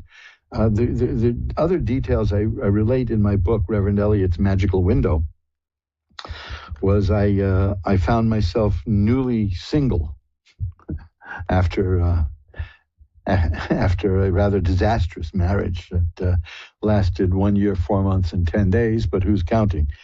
And I found myself in an apartment in a neighborhood that nobody had ever heard of in New York City called Tribeca, which of course now is the home to millionaires and billionaires. But back then it was like a ghost town, and it was filled with artist lofts, and it was a very bohemian area, and it was way off the beaten track. And I had an apartment there, and there was one book that somebody left in the apartment, and it was a book on tarot. You see? Sometimes the fates just guide us. Well, anyway, what a great New Year's reading that was for Audrey. Jenny in Houston, Texas is next. Hi, Jenny, you're on with Reverend Elliot. Hi, how are you? I'm doing well. How are you tonight? I'm doing well. Oh, good, good. Happy New Year. The New Year day is about to wind up. So we're, I guess you're an hour behind me. What are you, about 10:30 where you are now? Yes, sir. I say it's 11:30 here. So soon it'll be January 2nd. And then it'll be, oh, I shouldn't give this away, but Sunday it's my birthday. What can I look at for you today? Oh, happy birthday. Thank you. What can I look at for you, Jenny, in Houston? Anything. Anything. Okay. Well, let's see. I'll see if I can give you any advice for the coming year. How's that? The coming year is going to be an interesting one for you financially, because I'm getting money cards here. The first is the Four of Coins. That's a thing to be very, guard your money closely. Okay, this is not the time for rash spending, but then again, I think everybody knows that, especially if they deal with a little thing in life called groceries, you know. But the Queen of Coins is here, and the Ten of Coins is here. These are decent, good cards about money, and in a way, in the middle of all this is the Empress, and the Empress makes things grow. And she's here in the middle of all the money. So it's looking to me like money, you're going to do well financially this year. And the Four of Coins is sort of a warning not to spend it all, you know, because you're going to really do well. You might be the one in the middle of all this who does well financially. That's good. I mean, are you good with money? It looks like you're going to be. Yes, sir. Oh, good, because this is telling me that you're going to be okay financially, and financially things are going to grow for you quite well. The Temperance card is here. I have that earlier. I'm getting a lot of that these days, the Temperance card. That is about balance and security, and your life is going to be very well balanced. But I think that if I had to give you a glimmer of an insight into the coming year for you, it would be that financially you're going to do well. Here's the Ace of Coins. It just doesn't stop. Here's the King of Coins. Holy mackerel. No, this is the theme for you this year is going to be money, and in a positive way. You know, it's not going to be, I mean, I know people who had a lot of money and blew it, and their life was wrapped around having lost the money, but you're not like that. Now, something new is going to come into your life in terms of work and career. And even if it's unexpected, even if you don't do any work at all, even if there's just something new is going to come to you. It could be a side hustle that you can grow into something else. But the Ace of Rods is here, and that's about the beginning of something new in terms of what you do career-wise. I'm only linking it to money and work because of the coins, all the coin cards that you got. Tell me that here's the Page of Coins now. You see, this is irresistible. What will characterize your year is financial stuff, and all good, okay? Yes, sir. So keep that in mind. I can't believe this. I just cut the deck again, and I got the Seven of Coins. Everything I'm getting here is about money for you. Here's the Eight of Coins. These, you know, I don't even need to look at the meaning of each individual card anymore. I'm just telling you that the overarching theme of 2025 for you is going to be the way you're going to handle your finances. and you're going to be very good at it. You're going to be really good at it, okay? Yes, sir. Thank you. My pleasure. Thanks for calling. Bye-bye now. Happy New Year. Happy New Year. Thank you. Bye-bye. Yes, sir. Thank you. Bye-bye. Well, you know, it's a funny thing in terms of money because, you know, money is like definitely artificial. You know, it's not real. I don't know how many people could even define money. I can define money. I guess, does that qualify me for the Supreme Court? Money represents time worked. That's the way it always is. I mean, even if you inherited the money, that's still somebody else put in the time working to get that money. You didn't. Or maybe you did. I mean, you know, it's like the old saying, no man works so hard as he who marries for money, you know. But there was a guy I knew many years ago, had a strange little name of Eric Zoid. That was actually his name. And he was a comic. He was an interesting little guy, nice guy. And he used to say in the middle of his act, he'd stop, he'd look at the audience and say, "Money is great, but it's not worth working for." And that's how he lived his life, you know. And it happens that way. Some of us chase after money. One of the biggest lies you're going to hear now, especially with a lot of rich people openly now getting into the political angle of things, they usually used to do it in the background. Like when the DuPonts started running for office, there was frowned upon, saying, you know, no, we don't do that. We control from behind. The thing about the money is they're going to tell you, oh, he's rich, so he can't be bribed. He's rich. He doesn't care about money. Well, let me tell you something. I've been around some of the richest people in New York, and this is a place with money. And let me tell you, though, they are so fixated on money. The idea that if you're rich, you don't care about money is so ludicrous. I mean, if somebody had 10 million baseball cards, would you say he doesn't care about baseball cards?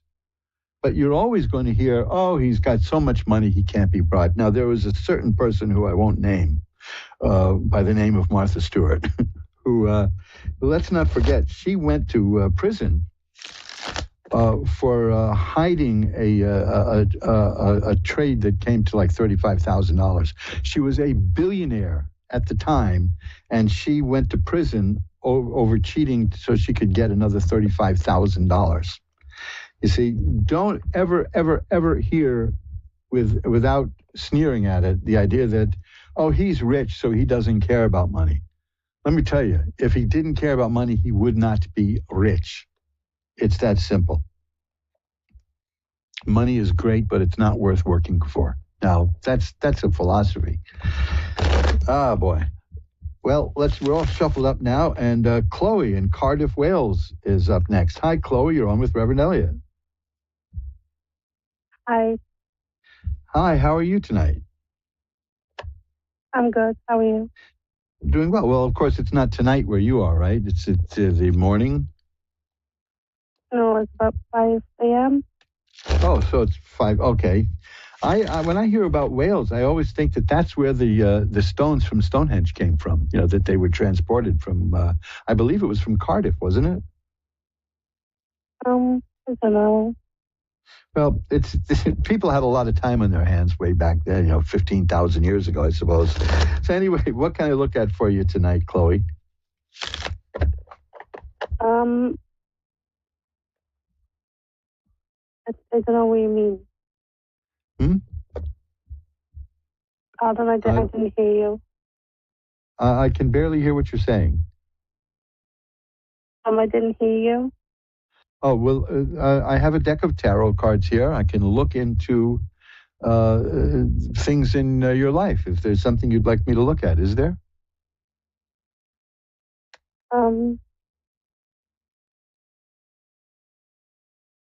Yeah. Okay, and what would that be?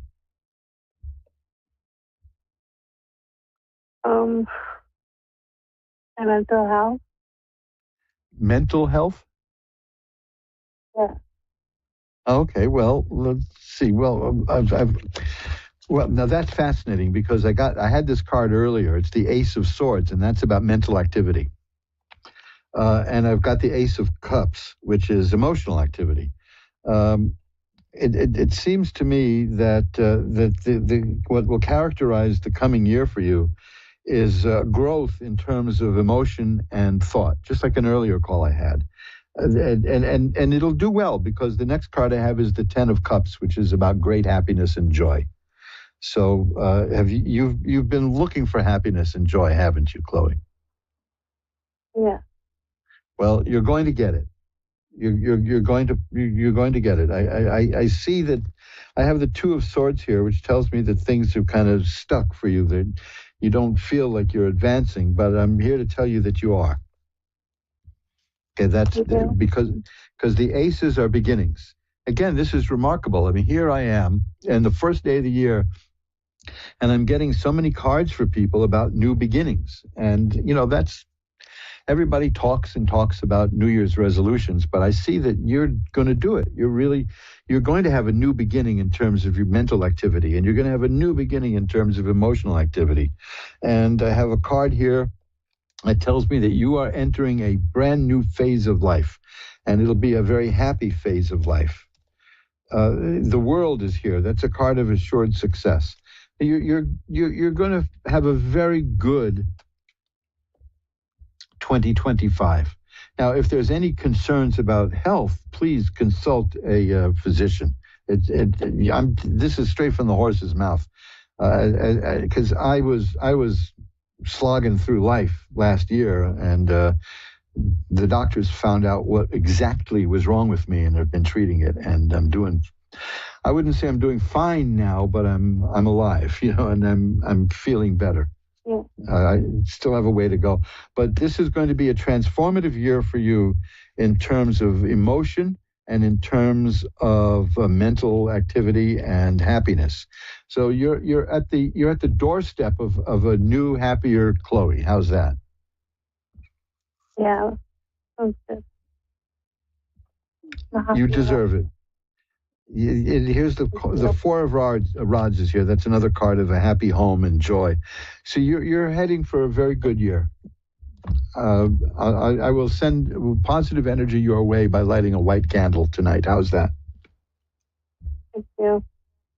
Thank you for calling, Chloe. Happy New Year. Happy New Year. Bye-bye. And let's shuffle up the cards. That is remarkable. I mean, I discussed this briefly in Reverend Elliott's Magical Window, the book and CD set that will help you learn how to do this yourself. You can find that at Amazon.com. Got to throw in a little sales pitch, right? So much for ringing a bell 3 times for sacred space, eh? The idea that I'm getting so many aces for people and pages, that's another one. Those are beginnings. It's astonishing.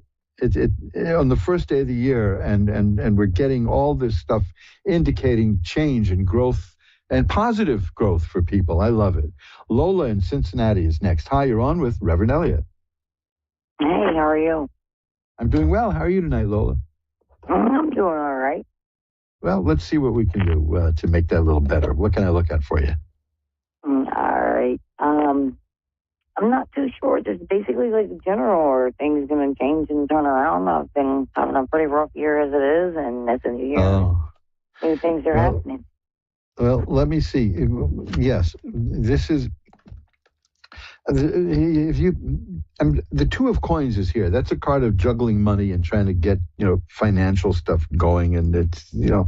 I get that for a lot. That's the way it is these days. But for you, I've also got the Temperance card. This is the 3rd time I'm getting that today, so this is absolutely marvelous. There's a trend in the air. That means balance will be restored in your life, and the World is here. The World is a very good card. The World means assured success. If things have been out of balance in your life and you wanted things to change, here's the Wheel of Fortune. The Wheel of Fortune indicates change, and the change that's going to come is justice. And that's the card that I got twice so far for 2025. I got it when I looked at it. I pulled a card on New Year's Eve, and I got a card this morning for New Year's Day, and it's justice. And here it is for you. These are very good cards. Justice and balance and change and success and happiness. They're coming your way. Healing, health, growth, happiness. That's the sun. I got 1, 2, 3, 4, 5 out of 6 of these cards are major cards. That means that this is going to be a very important year for you, Lola. Very important. And all kinds of good things are falling into place for you. And what you wanted was change, and you're going to get change. That's the Wheel of Fortune. And the change is going to be good. That's the Justice card and the Sun card and the Temperance card. These are, and especially the World. It's good. This sounds so boring that everything is going to be wonderful for so many people, doesn't it? You know, I'm not. Like I said, I'm not eager to say, "Oh, your whole life is going to go down the drain this year." But that I don't see that for anything here. I see nothing but joy. Last year. Yeah, well, welcome to the club, right? You know, it was terrible, but you're not. That's all changing. These are some of the most positive cards in the deck. Justice, the Sun, Temperance, the World, just gorgeous, and you're going to do very well. The Strength card is here. That shows me that you're a person who has the tenacity and the ability to get through the hard times, and that's 90% of the struggle. You're going to do just fine, Lola. This is going to be a very good year for you. Well, that's good to hear. Yeah, well, those are your cards. Let me see if I can find one other thing. No, I see. I cut them again, and I got the Wheel of Fortune. That's twice now. That is the deck is saying that this is going to be a year of change for you, and that's what you wanted, and it's coming. And the main thing is, it's not going to be like a disaster change. It's going to be good change. Okay? Yes, thank you. I appreciate it. Well, those are your cards. It's what's coming for you. All right, thank you. I appreciate it. Have a great 2025. As they say, it's in the cards. Thanks for calling. Yes. Bye-bye. Thank you. See, this is, I don't know. I've been doing this here on Ask One Radio for so many years. I must have done a show on New Year's Day once before. I can't imagine I haven't, but I don't recall. Like I said, I don't want to get too involved in the political stuff, but it's been a lousy 2024, and it was pretty bad. You know, I mean, there was a period there before that where you remember we hit 9% inflation. It was just it was as if nobody in government knew what the hell they were doing. It's just they just figured they'd give it a try and see what would happen. And of course, they don't suffer. You and I suffered. But we're coming out of that, and I have been sensing in the way we're speaking to people from all over the world that there is change in the wind, and these cards are showing it in terms of individuals. I'm getting so many aces. Now, the last time this happened was just before COVID hit. If you go back into the Ask One Radio archives, if you're masochist enough to spend some time listening to my old shows, shortly before the spring of 2020, I was getting cards of everything changing in people's lives. And I couldn't understand why. Well, the disease came along, and now we know. So the cards, I trust them. The cards do show these things. And right now, I'm getting so many cards of positive change in people's lives for the new year, and it's happening on New Year's Day. So it doesn't get any better than that. Well, we've got a couple of minutes to go here, so let's take a call here from Jennifer in Washington. Hi, Jennifer. You're on with Reverend Elliott. Hi. Hi, Jennifer. How are you doing today? I'm good. How are you? I'm doing fine. It's a great New Year's Day for me. You know, everything is. I'm surrounded by positive energy and the readings that I'm doing for people. I'm awash in it. It's doing well. So what can I look at for you? You picked a good time to call. Just whatever comes up. Okay, let's see what comes up. What comes up? Let's see. Well, I see the Six of Coins. The Six of Coins is about money. It's about getting money. It's about receiving money. It's about philanthropy. This is the Four of Rods is about happiness, and the Magician is here. That's the card of a person who knows how to take spiritual power and transform it down to work here on an earthly level and get what she wants done. You're a powerful person, I see, spiritually. Do you practice anything like that? I do. Oh, good. Because, I also see the Temperance card. I think I got the Temperance card for almost every person I was reading for today. That means balance restored. That means that if there's anything that's been out of balance in your life, it's going to come into focus this year. This is going to be a year of growth and change. And it's all positive. I mean, it's so... Where's the disaster? Apparently, all these cards are showing that it's behind us, and that's where it belongs. Yeah, it was right? last year. Oh yeah. Oh gosh. Let me tell you, when to be able to pull yourself into the doctor's office and have the doctor say, "Well, you're going to die." That was, that's the kind of year I had. Oh man. Yeah. That's a rough one. Yeah, well, you got to deal the cards you're played. You got to play the cards you're dealt, as I mangle another cliche. But at least you can appreciate your time now. Yes, especially now that it's fading away on me. But they can keep me going for many, many, many more years. They tell me. But the main thing is my energy is back, and I'm alive, and I'm working, and I'm happy, and things are going well, and I'm seeing that. And this is like I'm not doing this to bring it about me, because this really is about you. That this kind of renaissance is happening for almost everybody I'm reading for. It's astonishing. Change and growth is in the air, and after the last couple of years, we have it coming. We earned it, right? Absolutely. I would agree wholeheartedly. I've got to run.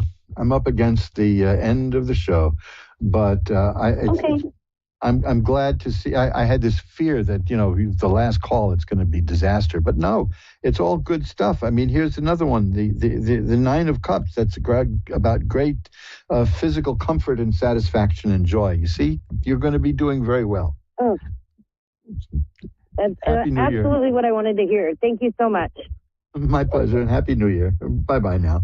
Well, that's it. Look how fast the time went by. And it was, like I said, it was just so upbeat and positive that, it confirmed everything. I'm almost speechless, because I've been feeling in the zeitgeist, the aura of the world has been one of positive energy and growth and change and happiness. I haven't seen anything like this since the waning days of the pandemic, when here in New York City, these strangers were talking to each other. Here, the strangers' communication generally involves a gun or a knife, but people were happy and talking to each other, and then we got hit like that with this crippling inflation, and everything got, I don't have to tell you. Anyway, I've got to run. We've got only about 30 seconds left, so come back next week to Reverend Elliot's Magical Window. Follow me on Twitter at Rev Elliot, and hey, I'll see you next week. And remember, till we get together, time flies. It's up to you to be the navigator. Bye-bye now.